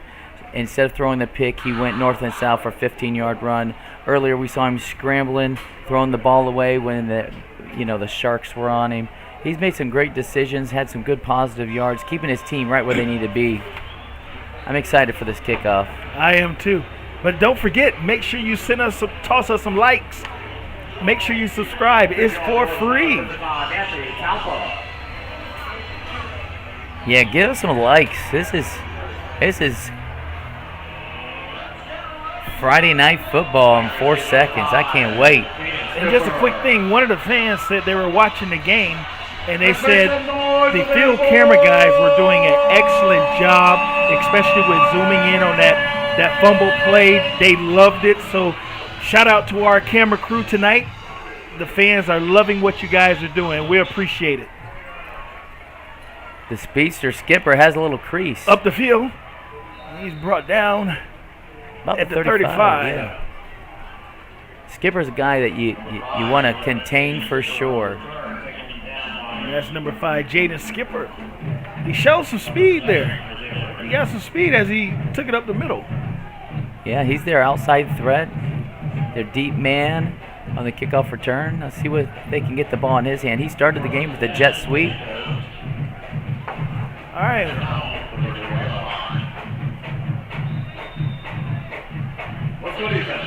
Trips to the right with motion to the left. Single back. Quarterback keeps it around the left side. And he's met by a host of Leopards. Number 33 and number 12. He definitely got to see some of Fahey's speed on that play. Unfortunately, he didn't get to go north and south because the Hernando defense just strung him all the way to the sideline. That was Nate Greedy and Ursel Waddy for the Leopards on that stop, which is going to bring up 2nd and 10 for the Sharks. Senior Nate Green getting in on the action. Looks like we got twins to the right.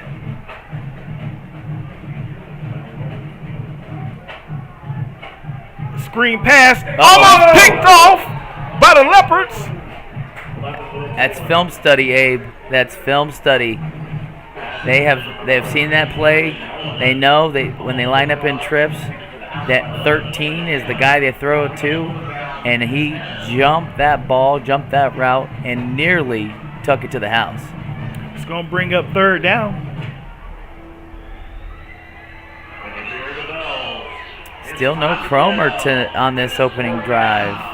He's on the field. We got twins. We got trips. Quarterback in the back. They're wide open. Quick pass to the tight end. Woman, he's met. Looks like he'll have enough for a 1st down. 44 was in on it. That was number 40. Caleb Murray for the Sharks with a nice catch and 1st down. Caleb Murray, man, he caught that ball, held onto the ball, got the big 1st down for the Sharks. But, Hernando did leave 2 guys uncovered on there at the top of that field. Sharks go trips to the right, single back, single receiver to the left, quarterback roll to the right, throws it in the air, man by himself, number 1. He pushed one down, he's still trying to move, he's still moving. Referee blows the whistle. Oh, the Sharks are talking, the Sharks are fired up. That's number 1. Fabian Burnett with the nice catch. Fahey has come out striking in the second half. 2 nice passes, one to the tight end and one to the receiver. Number 1 wanted to get extra yards. He just had a guy on his ankles. The referees did a nice job keeping everybody safe and stopping that play. Sharks go 4 wide. Motion to the left. Back to pass. Wide. Number 1. Oh, come on. That's 2 times in a row for Fabian. Fabian Burnett again with a nice grab for the Sharks. Fahey just tossed that ball and said, go get it, big fella. Back to, that's 3 passes in a row inside the 10-yard line. Here comes Cromer lined up as a single back. Oh, they pull it. Quarterback keeps it. It's to the outside, to the left. Come on. Ooh. Hey, the speed, the quick stop, but man, he got hit. Is that number 44, Sternberg, saved that tackle once again? 44's all over the field. Sam Sternberger once again saved a touchdown. 2nd and goal from the 5, Abe. Fahey has come out on fire this second half. They subbed him out. Direct snap to Cromer. Direct Let's see. snap. Cromer following his block. Good job, Stern. 44 Brought down by again. number 44. And he came Sam in low. Sternberger once again. He came in low. Wrapped him up. If you look at Nature Coast right now, they have the heavy package. I'm telling you, those are all offensive linemen on the field. 230-plus pounds on the whole field. There's not a 185-pound guy on that field right now. Looks like they just brought back in number 13, Brady Nolan, onto the offense. And let's take a quick commercial break. For the past 5 years, I haven't ran because I just believed that my body was on the decline, that the pain that I was experiencing was not tolerable enough for me to go out and run. And it's one of the main reasons why I retired from the NFL, wanting to be able to run and play with my kids. And the day that he adjusted me, I felt that relief, and I felt like I could actually put on my cleats again.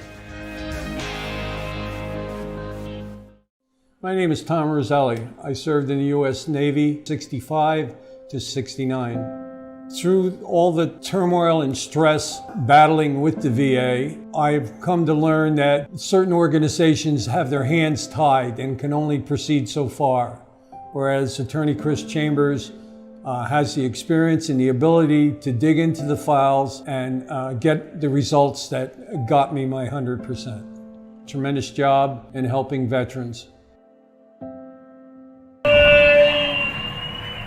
Fahey's back in the backfield.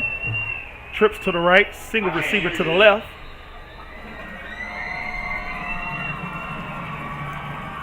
Timeout, Hernando. Great job on the fan. Timeout. There goes. Big 99 Devin Williams. Looks like he's ready for this. Hey, let's go check out some more scoreboards from the region.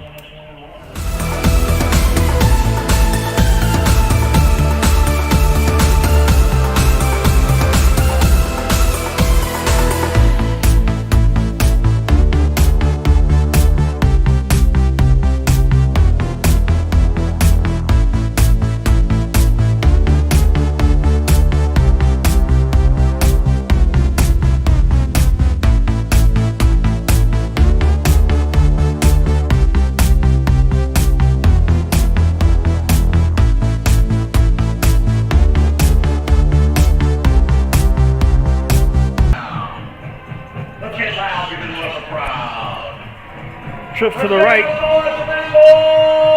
Single back. Single receiver to the left. Motion to the right. Quick screen to number 2. And they hit him low. The big fella with the hands, but just a yard shy. What do you do here, Abe? It's 4th down. You're on the 2-yard line. Down by 6 early in the second half. It looks like they're going to keep their offense on the field. Fahey has been having some nice sweeps to the left. That's the wide side of the field right now.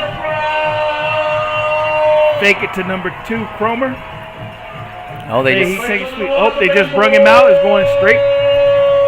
It's nothing but the trenches right here. All trenches. Look at that late and drive. He pushes it in. for a Shark touchdown. Number 2, Christian Cromer. That's his 11th on the year. Tie the game, 13-13. We have a ball game. You see his knees drive in on contact. And he kept pushing. He never gave up. PAT time. Got to get the snap, got to get the hold, got to get the kick, got to get the block. Here we go.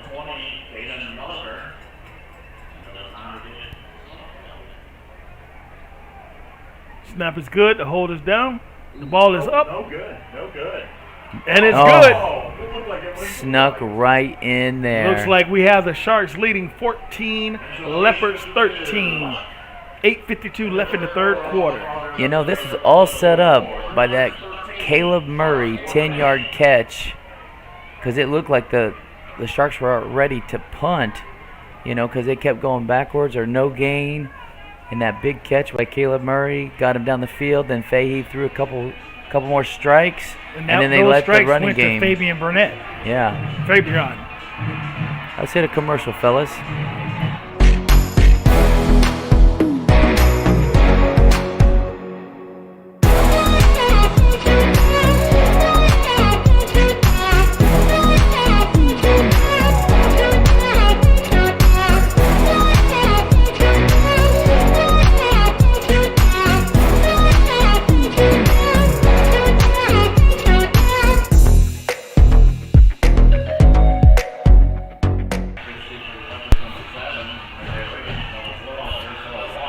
Back in action for the kickoff. I don't expect a deep kick the way the kicker's lined up. Yep, just nice high popper. Looks like number 7, Isaiah Riggins.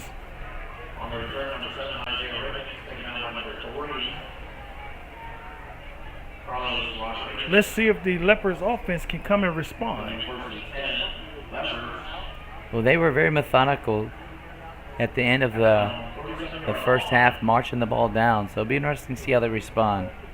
Let's go offense.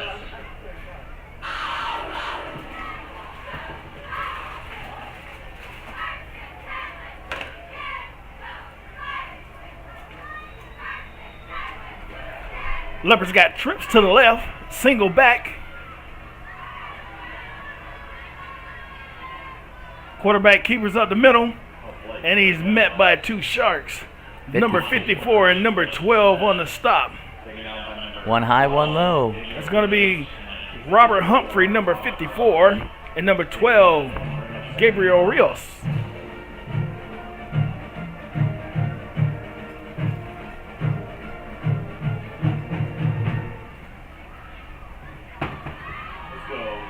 Leopards come back out with the trips to the left, single back. Hands off to number 10 to the left side. He's up the field. He got a hard fall, 3 or 4 yards.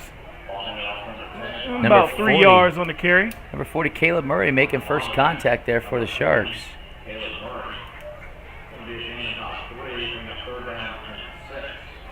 going to be 3rd and 6 for the Leopards. Trailing by 1. 7 minutes, 45 seconds left in the third quarter. Big third down.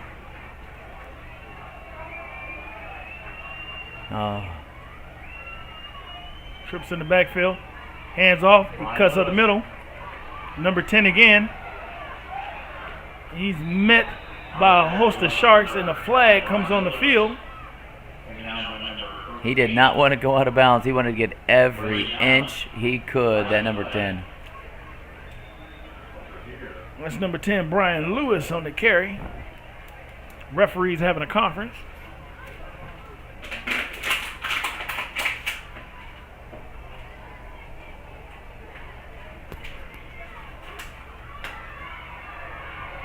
It's on Hernando. Personal foul targeting on Hernando, which is going to back them up.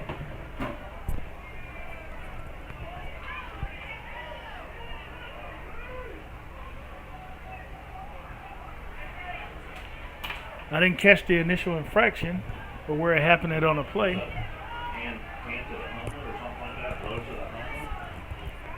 but it's going to back the Leopards up. Replay third down. All the way to the 28-yard line. Third down and 18.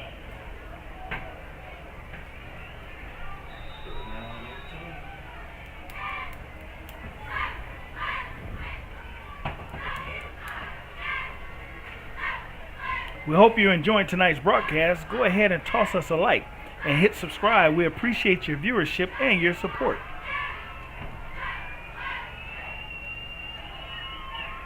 Get it out. Go. Definitely get it out of your hands. Quarterback met by a host of Sharks. 7 Sharks right there. Fourth down and a 20. A long 20. Yeah. They got Allen Ho, the speedster, back. Last time he returned it for a touchdown. There was a penalty on the play. He likes running to that right side. You know, it's exactly right where he's standing right now, too. Let's see how Hernando defends him this time. Nice catch. Kick is away. Fumbles it in the hand. Finding the outside. He has some speed. You called it the right side. That's where he Right went. side. He looks like he made it to the Leopards' 35-yard line. You see that smart block over by the on the right side by number 1, Fabian. He just stood there, set like a basketball pick instead of using his pads for the block. Just kind of shielded the Leopard defender, which set his buddy free. This puts the Sharks in very good field position with first down. They're going trips to the left, single receiver to the right, single back in the backfield. Quarterback up the middle. He finds some daylight. He shuffles to the left, shuffles again. And he's out of bounds at the 21-yard line. Fahey was dancing his way down the field as he makes that first down for the Sharks. Yeah, he was weaving in and out, in and out, in and out, stop and go, stop and go. He got showed the some first speed down on that play as well. He has the speed. The Leopards had him all bottled up most of the first half. Looks like we got a cramped player down. Seemed like Fahey has come out with some spark this second half. Hey, let's check out some scores here early in the second half.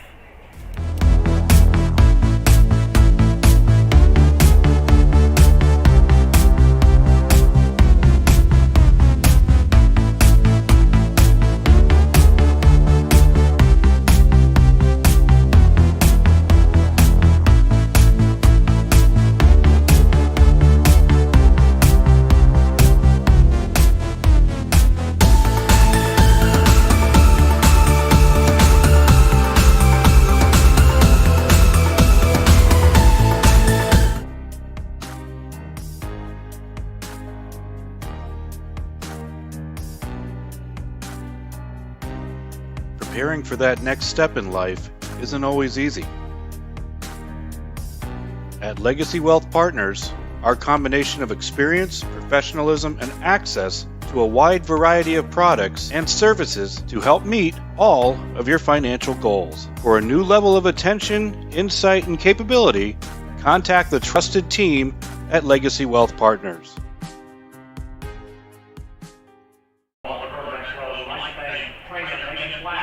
First and 10, Sharks have trips to the right, twins to the left, motion left, fake, and there's a pass. Pass intended for number 13. Brady Nolan. Brady Nolan, once again, it was thrown behind him. You know, looking at the scoreboard, there's a lot of good games going on in the region, but none better than this game right here, 13-14. Last time Nature Coast beat Hernando was in 2020 in an epic battle. Final score was 34-28.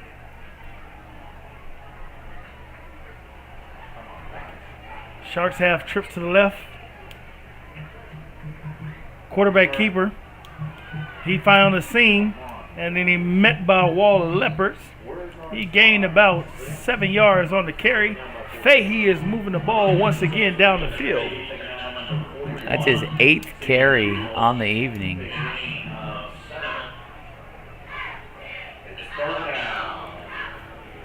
Third down and about 3 yards to go. 5:21 remaining. Trips to the left, twins to the right. Fahey's up the middle again. Right at the sticks.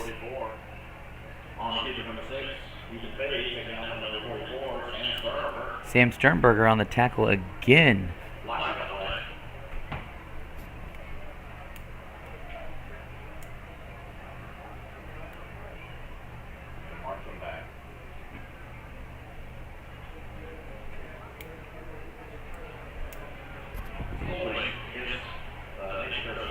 Fahey has been very impressive this second half.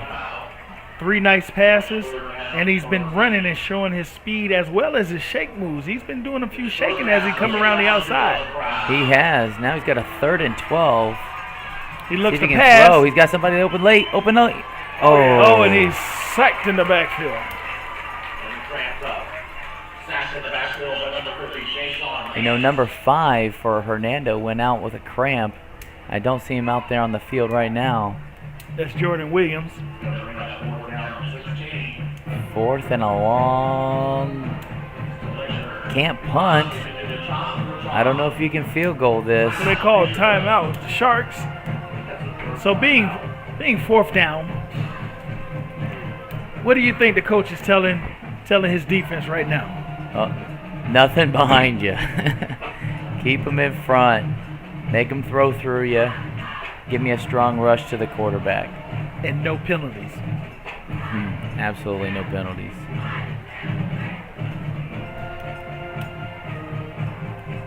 Well, the Sharks are up by 1. Got to go for it here, unless their kicker can get it that far.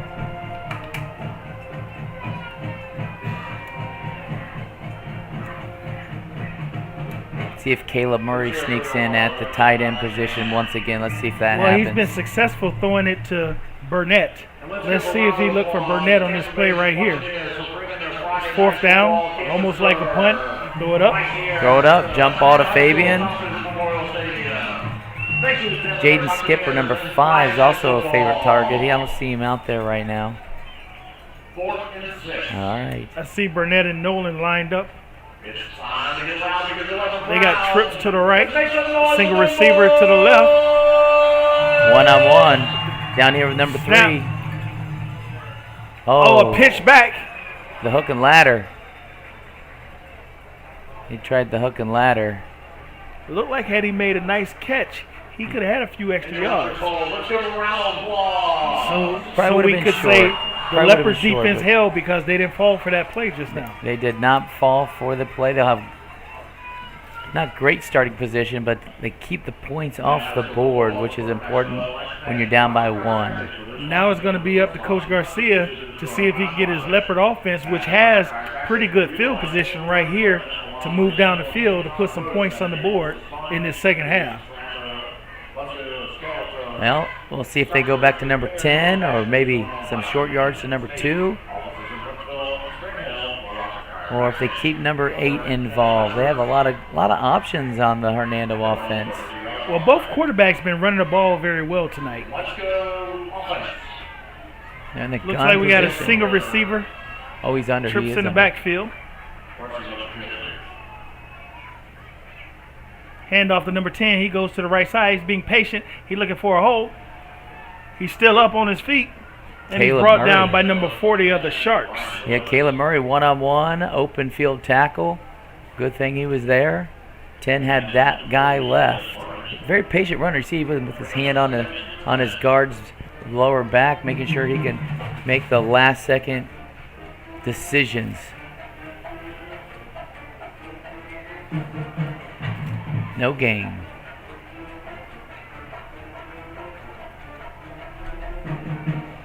Single receiver far left.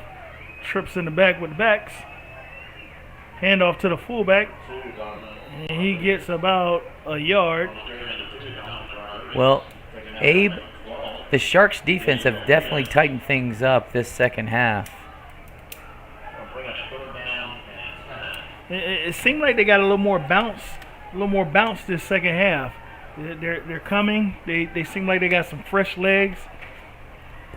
Yeah, they definitely are ready for the second half.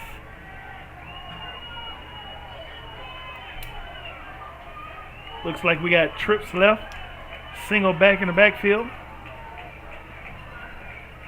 High snap, and referee blows the whistle. Number 8 was the quarterback, had a whole lot of room in the middle. Remember, we talked about penalties in the second half. Yeah, this is a big one. That'll make it 3rd and about 15. 3rd and 15 and 3rd and 10 are two different play calls. Leopards changing up their personnel.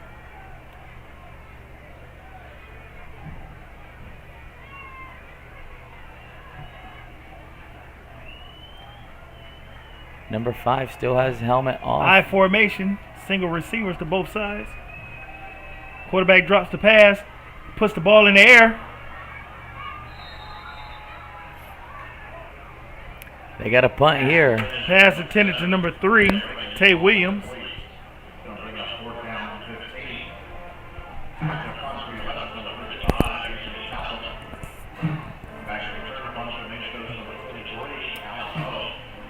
Well, number 5 still talking with the trainers on the sideline with his helmet off. He's an impact player. Allen Holt back deep again. That last run he had, he took it all the way to the right side. He loves that right side. Let's see what he does. The ball is snapped. Flags on the play. Flags, we spoke about flags at the beginning of the half. False starts.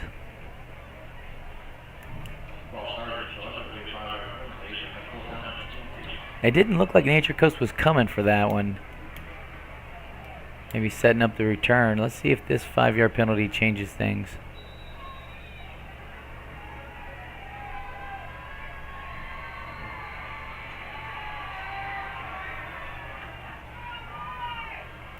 Nice snap. Kick is away. Get down and go. He drops it. He picks it back up. Come on, Star. He's looking for a move, and he's brought down by number 41 of the Leopards. That's Mr. Peoples. Yeah, That's Peoples on the play again. He's one of the other linebackers that's been having a great night tonight. Just a sophomore. 6'2", 245. Big sophomore. All right, the Sharks have a 1-point lead. Less than 2 minutes. Coming back in that trip set. Single back, single receiver to the left side of the field. Quarterback rolls to the right. He throws it deep. Oh. Looked like number 3 was offense. Number 3 was trying to that might have been an offensive pass interference because it kind of held him a little bit. He did not want didn't see that one. He did not want that DB to have a chance at it. It was overthrown. That was just your basic flood route. Number 1 goes deep. Number 2 goes 10 and out. Then you have someone short in the flats. Roll out the quarterback. Usually a very successful combination. Ooh, they're switching. It's the first time we've seen twins to the right. It's the first time we've seen Brady Nolan on the single receiver side tonight. Nature Coast calls for a timeout.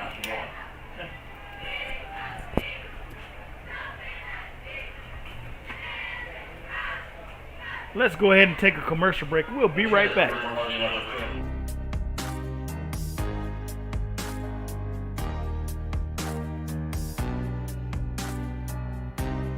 Preparing for that next step in life isn't always easy. At Legacy Wealth Partners, our combination of experience, professionalism, and access to to a wide variety of products and services to help meet all of your financial goals. For a new level of attention, insight, and capability, contact the trusted team at Legacy Wealth Partners.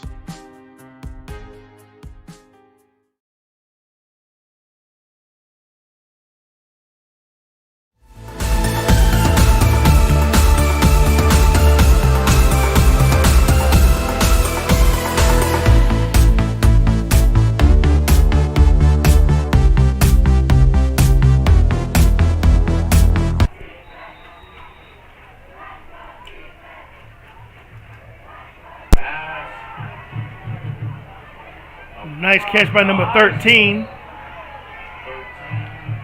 Looks like he'll be at the 35-yard line. That's enough for a first down. They went back to that flood concept with Brady Nolan. His 14th catch on the season. A little chatter at the end of that play, Abe. It's been some chatter going back and forth, especially between the secondary. You got Twins to the left. I formation. Hand off to Cromer. And he's met in the middle. After he gained about 2 good hard yards on that play. Sam Sternberger again on the tackle.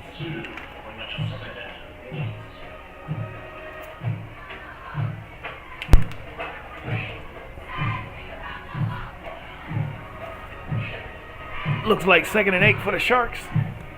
1 minute to go in the quarter. We're going Twins to the left. I formation. Cromer in the fullback. Allen Hood tailback. Quarterback looks to pass. Oh! Nice defensive play by the Leopards. That pass looked like it was intended.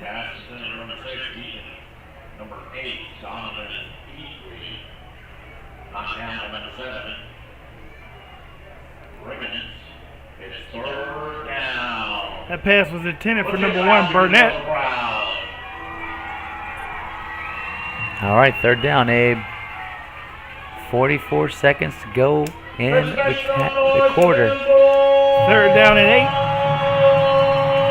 8. Twins to the right. Hand off to Cromer. To the right side. Cromer finds the gap.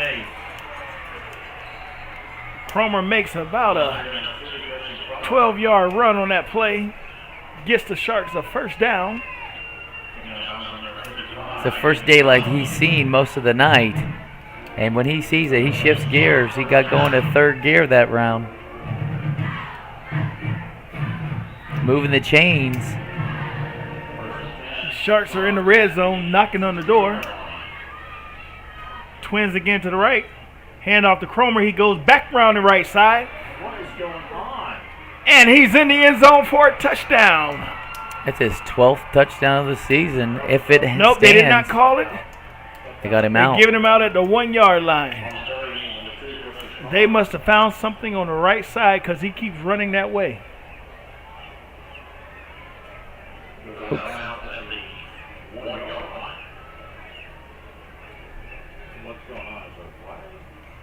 Well,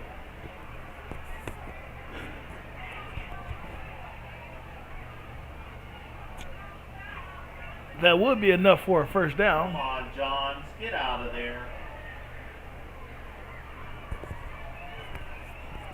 should be 1st and goal if the play.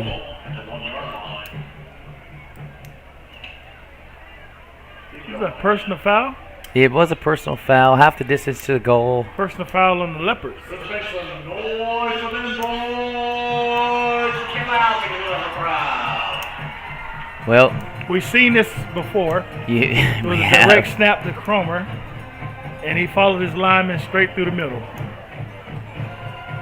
Direct snap to Cromer, and he walks in untouched. Touchdown, Sharks.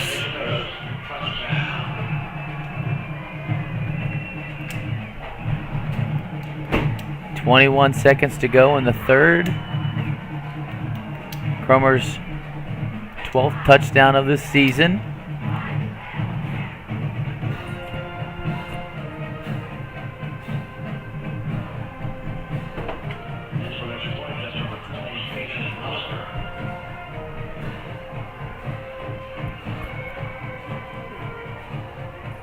Sharks attempting for the extra point.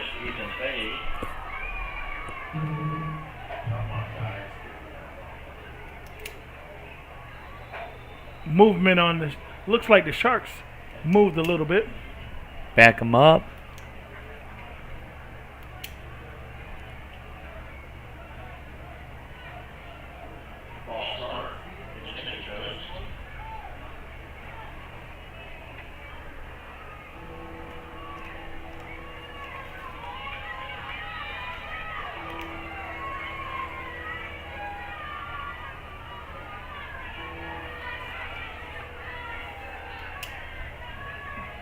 Snap it down, the ball is up, is away, and it is good. Nature Coast Sharks 21, Leopards 13. 21 seconds remaining in the third quarter. Yeah, that kick had an extra 10 yards to go. They backed him up. Much better kick this time. Let's make sure we send some likes. You know, you're watching the Gulf Coast Sports Network coming to you from Tom Fisher Stadium in Brooksville, Florida. This is a rival game between Hernando High School Leopards and Nature Coast Sharks. For those that don't know, it's only 8 miles in between these schools, right down Broad Street. Nature Coast beat Hernando in 2020 in an epic battle. Final score was 34-28. That was a good game back then.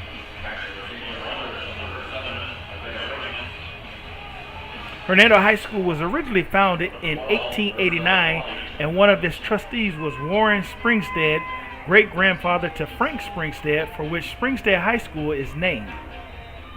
Nature Coast High School was opened in 2003. The plans for the school were considered for almost 10 years before finally breaking ground in 2001. Isaiah Riggins coming around the outside, and he's taken out of bounds. I don't think Hernando had 11 players on the field that round, and they still turned in some positive yards. Mr. Riggins, the speedster, the young speedster. Hernando has some nice field position. They have to answer here, and they are not out of this game. No, they've been doing everything right in the first half, second half. Third quarter wasn't their quarter, but there's still 14 seconds left to change that.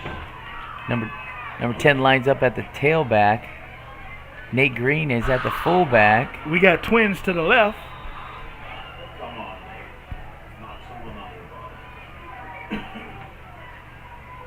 Up the middle, number 10. He's dancing, he's still moving.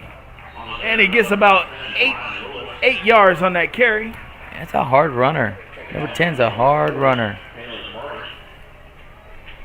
And we're going to go ahead and take it to a commercial break. As we go into the fourth quarter, we'll be right back. I was fortunate enough to be able to work with Divinity on a custom skincare regimen the year leading up to my wedding. It included a series of in-office treatments, microneedling, PRP, hydrofacials, and an at-home skincare regimen. So I had no worries the day of my wedding. My skin was perfect.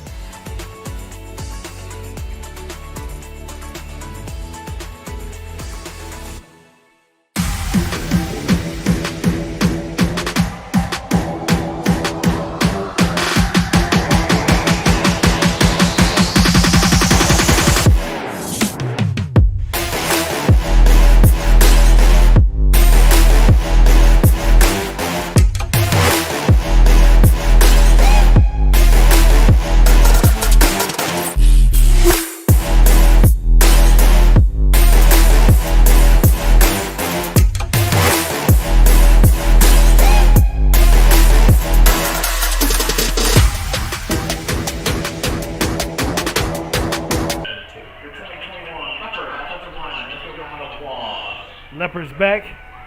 Twins up the middle. It looks like he has a first down. Nate Green moving the chains for us tonight.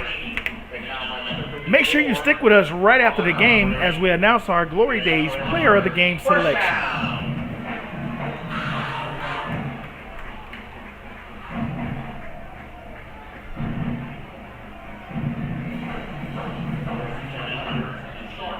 Leopards got twins to the right. I formation.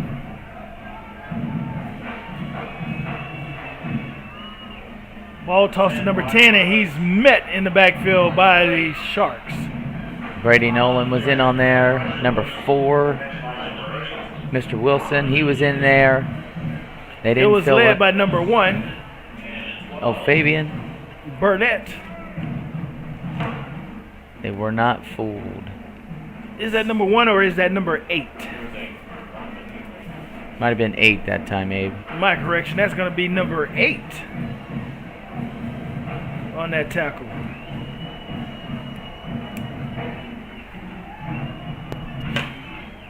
Screen play to the outside, to the left.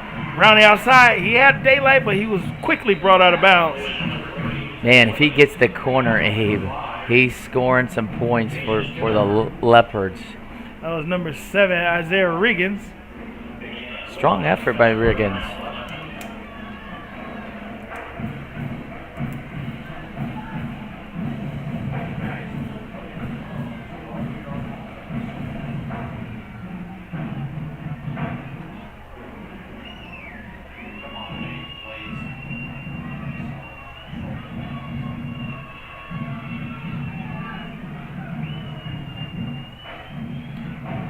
Quarterback drops back pass, long bomb.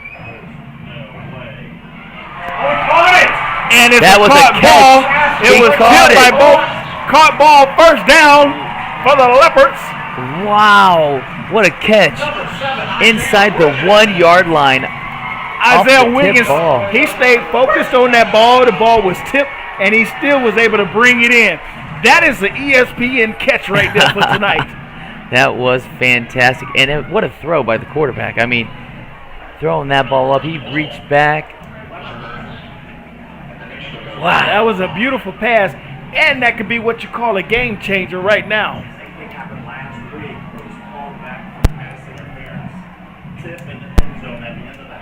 Hernando's down 8 with the ball on the inch line. Sharks show a lot of men on that Quarterback line of keeps scrimmage. it, and he looks. We're waiting for the signal. We got the signal, and this is a touchdown, Leopards. Now, Dave, this is where the ultimate challenge and the question of the night comes in. It's 19-21. Is this a must go for 2 right now? You got to go for 2. Or you go for 1? You got to go for 2, no And matter it how goes good that back quarterback. to what I said at the very beginning of this game. You called it early, Abe. You definitely called that early. This is a critical moment right now. This is where the offense has to be disciplined. I'm quite sure some of these parents' heartbeats are going in the stands right now because this is a critical 2 points.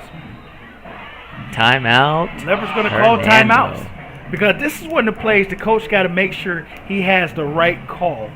It's got to be, yeah, it's definitely got to be the right call. And the right personnel in the game at this time.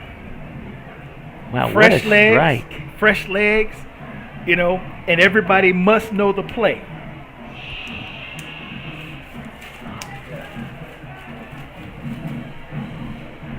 But make sure you guys stick around with us right after the game as we announce our Glory Days Player of the Game selection. That player of the game will receive a Glory Days t-shirt from GCSN and a $20 gift card from Glory Days. That's a fantastic award for playing the game you love. I'm excited to see. You know, they've given us a lot of players to choose from tonight with this never-ending battle. I love it. Going for 2. Well, regardless of whether they get this or not, there's still a lot of football left. But if you're a Hernando fan, you want this 2 points. And if you're a Sharks fan, you'd rather keep it the lead.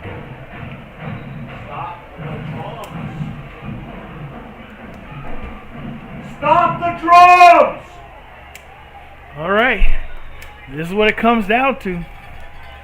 Football is a 4-quarter sport. The right snap. Quarterback rolls. Quarterback reverses it. Oh, and they stop him short of the end zone. Wow, that was a run-pass option. because he had 3 guys en routes looking for the ball. He changed directions, and they were pretty covered. I believe that was Fabian for the stop as well.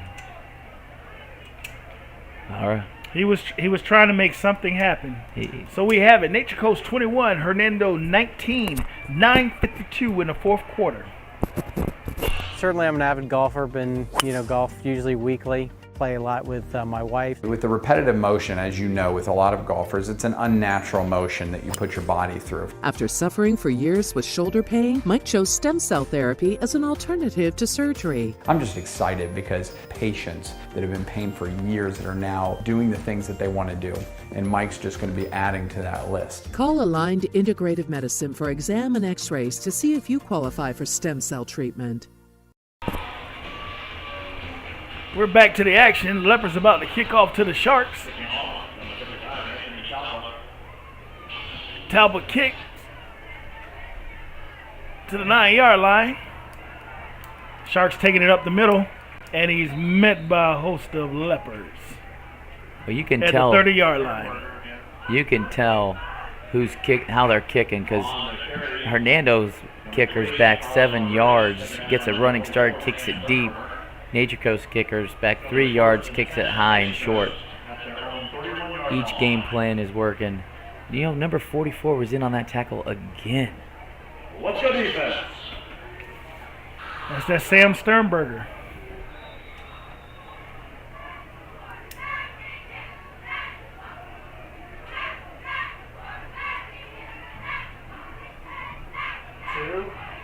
Two around the left side. He looks like he got about 8 yards on that carry. 55 Talbot. On carry number 2, Christian Cromer, taking down by 55, Anthony Talbot, gain of 6, second. Cromer's a lot more active this second half with the opportunities. Do you think they were resting him up for the second half? Well, if they knew they were going to have a 2-point lead late in the fourth, absolutely.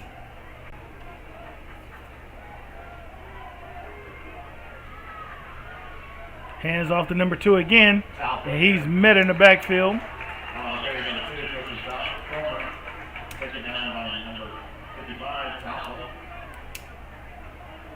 That was the kicker in on that tackle, number 55, Mr. Topple.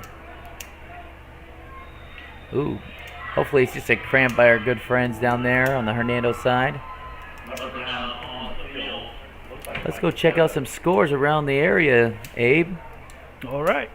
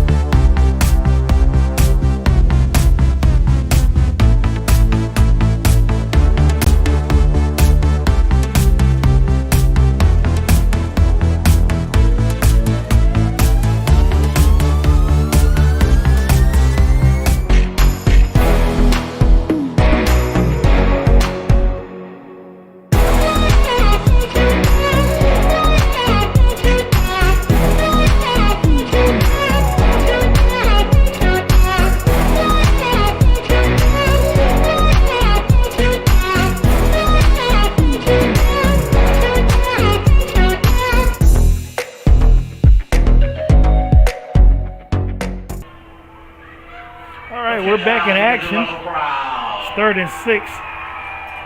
They just took the big fella off for cramping. Can the Sharks make something happen without that big guy out of there? Shark stack to the left. Cromer back on the nope, that is another fullback. Oh, that's Cromer. Ooh, he's met after the first down. Yeah, he's just throwing his body in there. And his flags on the play. Holding on the offense. Yeah, number 8 might have had a little jersey on that block. There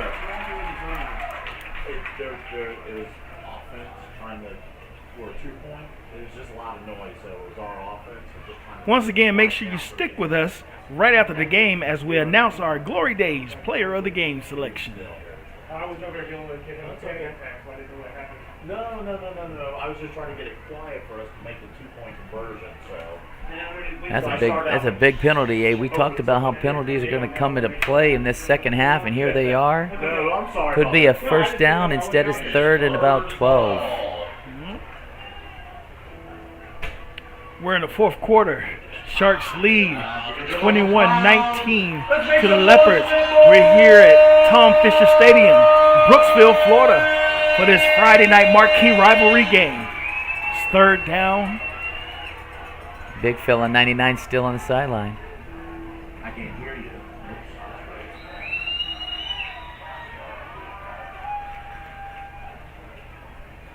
Delay a game. And that backs it up. Once again, that goes back to what we just talked about. It is crucial in regards to penalties in this fourth quarter. Absolutely. In this game. Because this is still anybody's game. It's 8 minutes remaining in this ball game. 21-19. 2 points separates this game from being tied up. A touchdown by the Leopards could put them back in the game, and a touchdown by the Sharks could end this game. If they keep going backwards, they're going to sacrifice field position. Motion to the right. Quarterback back to pass. Uh-oh. It looked like it's intercepted by the Leopards. Pass intercepted by number 5, Jordan Williams. And here we go with more flags on the field. Remember, emotions. You know, that's number 5 who we just talked to, getting back on the field. I think that's number 7 that made the interception, which would be Isaiah Riggins. But unfortunately, he was taunting, so the referee threw a flag. When you have these emotional games, the referees are trying to keep control of the game and trying to keep the players intense. But what happens is they let their emotions take control of their game. Yeah. He should have intercepted, went on his way. Now, instead of having great field position, we're backed up. They still have possession of the ball. We definitely, if you're a Hernando fan, you would like to have that penalty back. I'm sure Coach Garcia is going to give him an earful on this one. 7:55 remaining. We'll call that a reminder. Reminder, 7:55 remaining in the game. The Sharks leading 21, Leopards 19.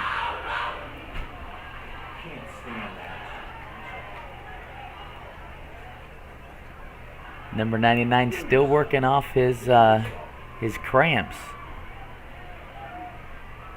You know, one thing used to be good to work off cramps used to be pickle juice. I heard that. You know, pickle juice, some people say pickle juice tastes nasty, but pickle juice will take those cramps away immediately. Someone Especially else said if you don't mustard. have them potassium in your system.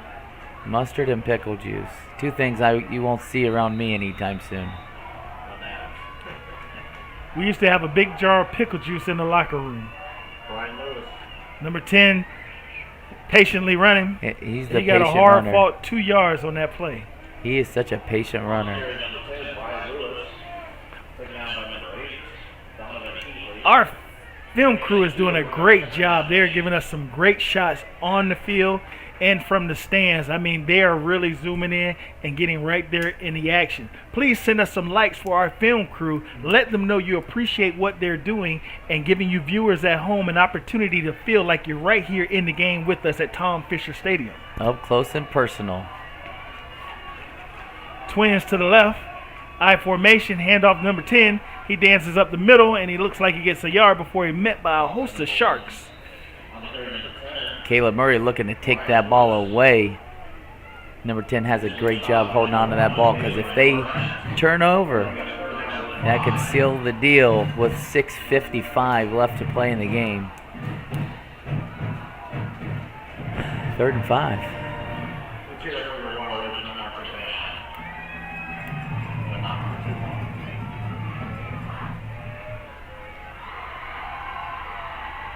We also like you guys to send some likes to our broadcaster engineer. He does a great job. He is ensuring that you guys are getting the graphics, the designs, the plays, everything that you guys need for these games.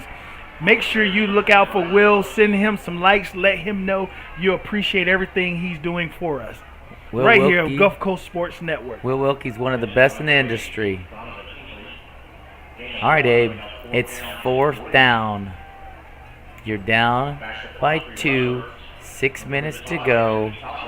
Just shy of the 50-yard line. Is this a fake time?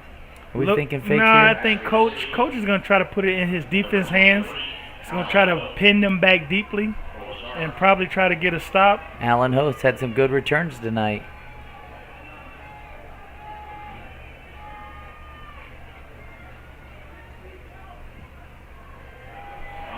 Nice deep kick. Uh-oh. And can he stop it?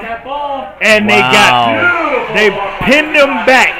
Wow. I just told you, Coach trying to put this in the defensive hands. They've already pinned them back down to the 1-yard line. Now he wants that defense to shut them down to make perfect field position. Again, those penalties have played a critical part of this game. What happens if you get a safety here for Hernando? What does that do to the score? It makes it a tie ball game. Tie ball game. That would be something. Bonus football is always great football, if you ask me. That was a great punt and covered really well. Hopefully the big fella 99 is feeling better. His team. Oh, he's out there. The big guy's out there. This is where the defense got to remember when I told you they got to stay disciplined. Absolutely. Because this is when, in a position like this, an offensive coordinator wants you to try to draw them off to give them a little comfort zone. You know, that 5 yards. The hard count, absolutely. The hard count can let them breathe a little bit. So let's see if the Leopards can show some defense intensity. Trying to see if Fahey's out there or if it's just Cromer. Looks like Fahey, but I don't see him yet. Looks like they got everybody in tight. Cromer in the back.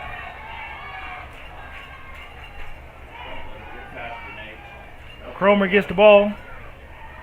And they look like they stood him up. But he looks like he made it back to the 1. It's a critical position right here to be in. Wow. They gave him forward progress at the 1, even though he drove him back. But Not only a did lot of people. Not only did he give it intensity, but guess what? That made that Leopard defense more intense and wanted more.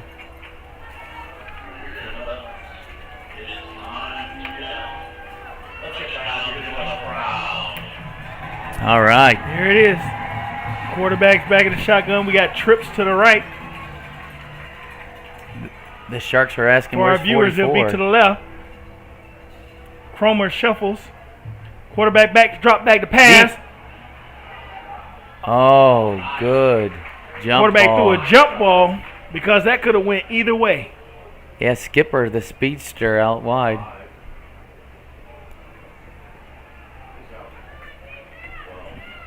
That was a big play. We got third down. Third down and 11. Sharks leading 21-19. Make sure you stick with us right after the game as we announce our Glory Days Player of the Game selection. Let's get loud. Give me more for crowd. Third down and 11. Let's make some noise of them boys.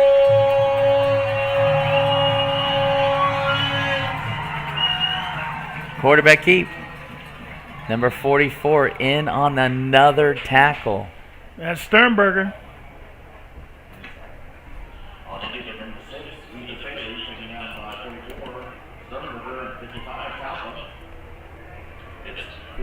Got a punt in your end zone. You can't. I don't think he's going to out have of a it. full 15 yards back there. So he's going to be kicking a little shallow.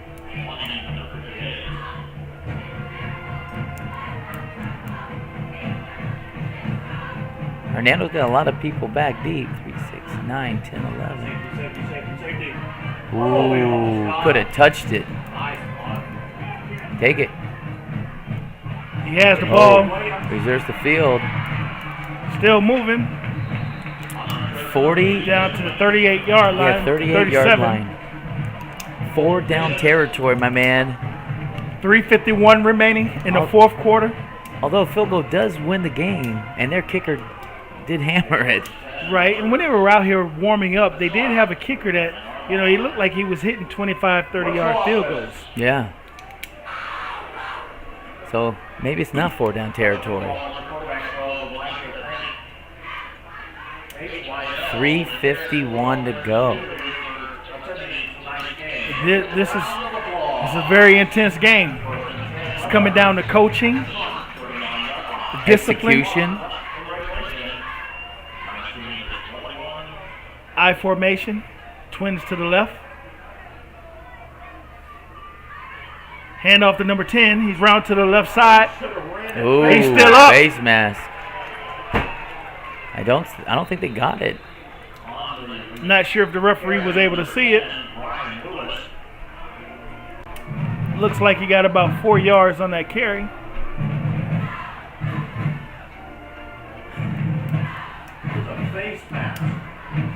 Personal foul, face mask. They did get first it. down on the Leopards. Right in front of the coach. The laundry is on the field. 15 We was unable yarder. to see it by the player standing on the sideline, but that gives the Leopards a first down. 3:41 remaining in the fourth quarter. More Sharks momentum. lead 21-19. 3:41 left in regulation up on the farm. I love rivalry games, Abe. 3:38. We got twins to the right. I formation. Handoff up to the fullback. And he gets a good 2.5, 3 yards on that play. Nate Green with a forward somersault at the end of that play. Looks like he might have hurt his lower hip. Number 2's in. Dominic Rodriguez. We saw a lot of him early in the game.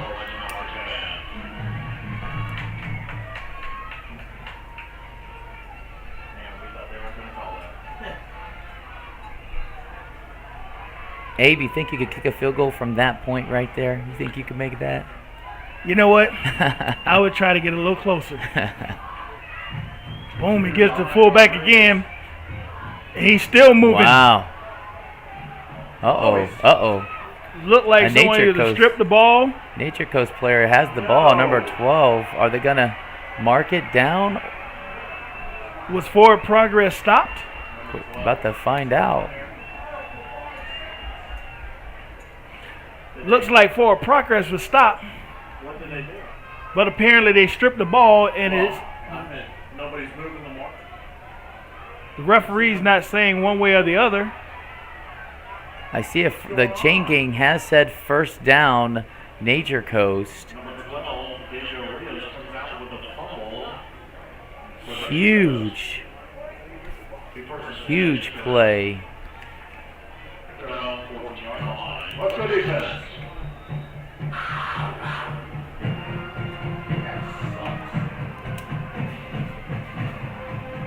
Get him. There you go.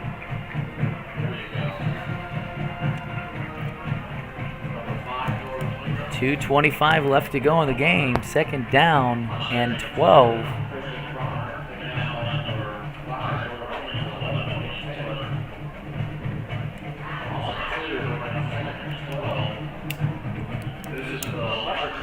Make sure you guys stick right with us after the game as we announce our Glory Days Player of the Game selection.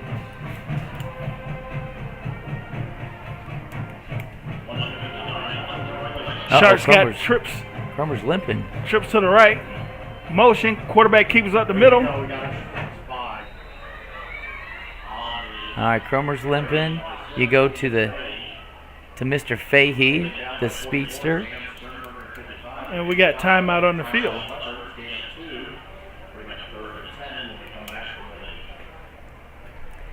Very opportunistic defense for the Sharks. The Leopards just hoping they can get another shot at the end zone with third down and 10. Yeah, unfortunately, when you have a situation like that, sometimes it's just the best to go down instead of try to fight for those extra yards, because that's what happens. Those teams in there scrapping, they're trying to get the ball because they're trying to do whatever they can do to win the game. Well, when you gang tackle, coaches will teach you, you hold him up, we'll take the ball. You hold him up, we'll take the ball. And that's what they did. So we must say we did get what we asked for. An intense game, a close game. We already said penalties could be a factor in this game, which they have been. Yeah. No bonus ball yet. Quarterback looks to pass, and he's met. Wow. And there's a sack on the play. Clock's ticking with 138. Which will bring up fourth down. And a lot.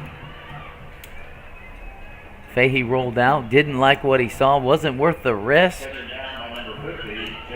Which will bring up fourth and long. Minute 22 to play. Let's get loud because we have a crowd. Looking like fourth and 15, 1 minute and 15 seconds to count in the fourth quarter.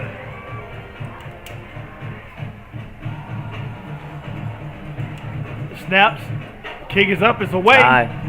Get it to go, get it to go. Oh, he's got room. He got some room to the left side. That's Isaiah Riggins. He's down at the 25-yard line. With 52 seconds remaining in this ball game. It may come down to the field goal, to a field goal. 52 seconds, 25 yards. I'm quite sure the blood pressure of these parents are up right now. Well, if you wanted a rivalry game, this is the one to be at. And this is the kind of game I like. It's not a blowout to where you already know what's going to happen.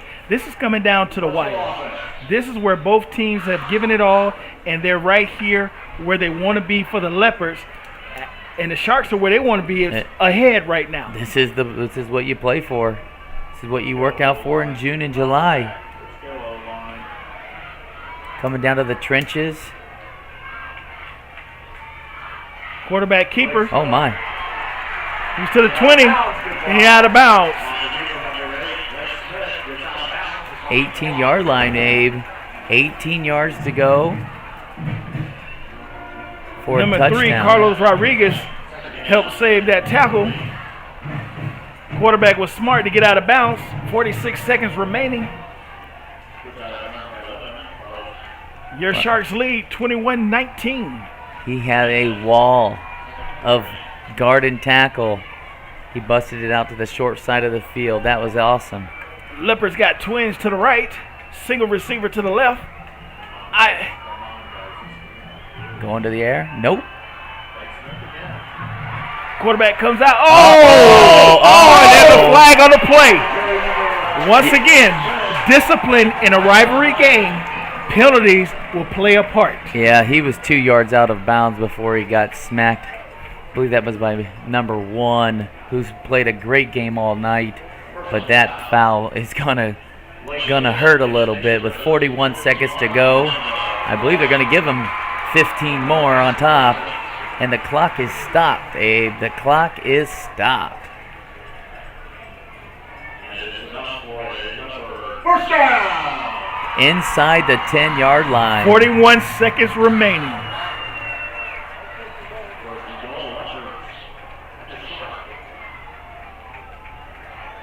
All right. Almost to a PAT. First down. 41 seconds remaining. Twins to the right. Single receiver to the left. Quarterback's up the middle. He sees the gap. And it's touchdown, Leopards. Touchdown, 35 seconds remaining in the ball game. Wow. Wow. Put those hands together.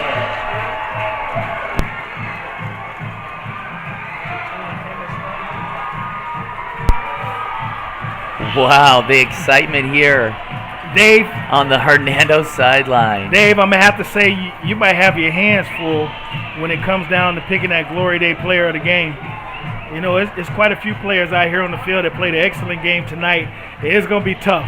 It is going to be tough. That's why I'm glad you're in that seat and not me tonight. We have 35 seconds left to play. Would you go for 1 or would you go for 2, Dave? Well, you're up by 4. An extra point doesn't matter. So if you go for 2, you're up by 6. I'd rather be up by 6 than 5. I'd go for 2. All right, delay a game.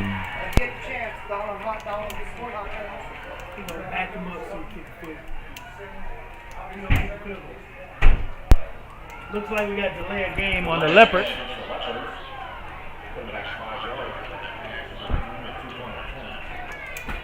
This is an intense game, not only on the field but also in the stands. These fans' heartbeats are beating. That's the bragging parents rights. are wondering what's about to happen. This is for bragging rights. Remember, we're right here at Tom Fisher Stadium, 8 Brooksville, miles Florida, apart. the heart of Brooksville. Going for 2. Hands off to number 10. He's still driving. He's still driving. He's in! Look at that third effort. He gave nothing but effort to get in for that 2-point conversion. Wow.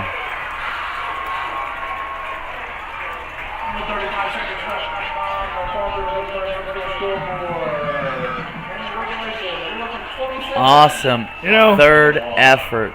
I'm quite sure, you can hear the excitement in our voice. We're going for both teams for a great game. This game could go either way. And it's still 35 seconds remaining in this game. I would love another game. Let's just keep playing. Right? Sometimes the crowd intensity gets us excited up here to where we're watching some great high school football right here. Are they going to kick it deep? The return guys are looking like they're going to set up a reverse or fake reverse over here. I see them communicating. We'll see what happens. We hope you guys are tossing us some likes because our camera crew are keeping you guys in tune with the excitement on the field, in the stands at Tom Fisher Stadium here tonight. This is the game of the week. This is the game to be at. It's 35 seconds remaining. The Leopards have come to be leading 27-21 with 35 seconds remaining. If you're not excited and intense at home watching this game, I don't know what else we can do to get you there. You cannot leave your seats right now. Oh. The Leopards give a pooch kick. All right. And the Sharks recover it, and they at the 50-yard line. 33 seconds remaining. They did not want to. They're at the 50-yard line. They did not want to give it back to Nature Coast's speedsters. Looks like I hope that's a cramp again. He's grabbing his calf, ankle.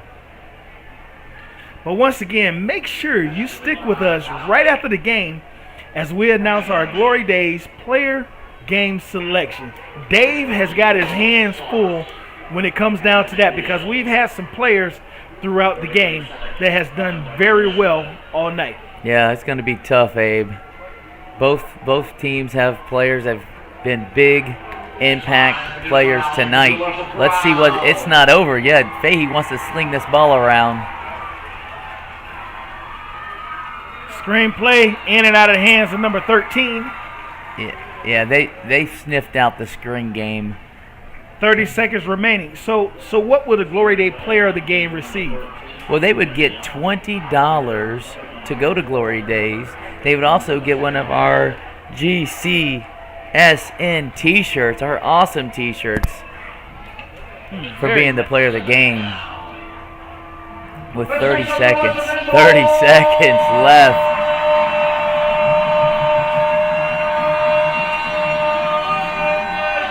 Sharks drop back. All right. Hernando's got 2 safeties deep. Looks like an Flags on the offside play. or early start.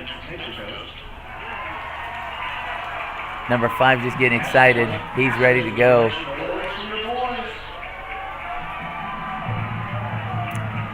They got a single receiver over here. Normally when you do that you expect them one-on-one coverage, but they do have him bracketed with a safety 20 yards over the top. Sharks go trips to the left. Quarterback drop back. He throws a bomb. We got it. I think he took and it. It looked like it could be intercepted by the Leopards. He took it. Intercepted pass. The Leopards have intercepted the ball. Wow, he went up and got it. Manny Aker. The Leopards are going crazy. Manny Leopards sealing are the going game. Crazy. Manny's making an impact there to finish the game with 19 Nature seconds Coast to go. the only undefeated team in our county? Yes, Nature Coast was the last remaining undefeated for Hernando County. 19 seconds left in this ball game. You have the Leopards up 27-21.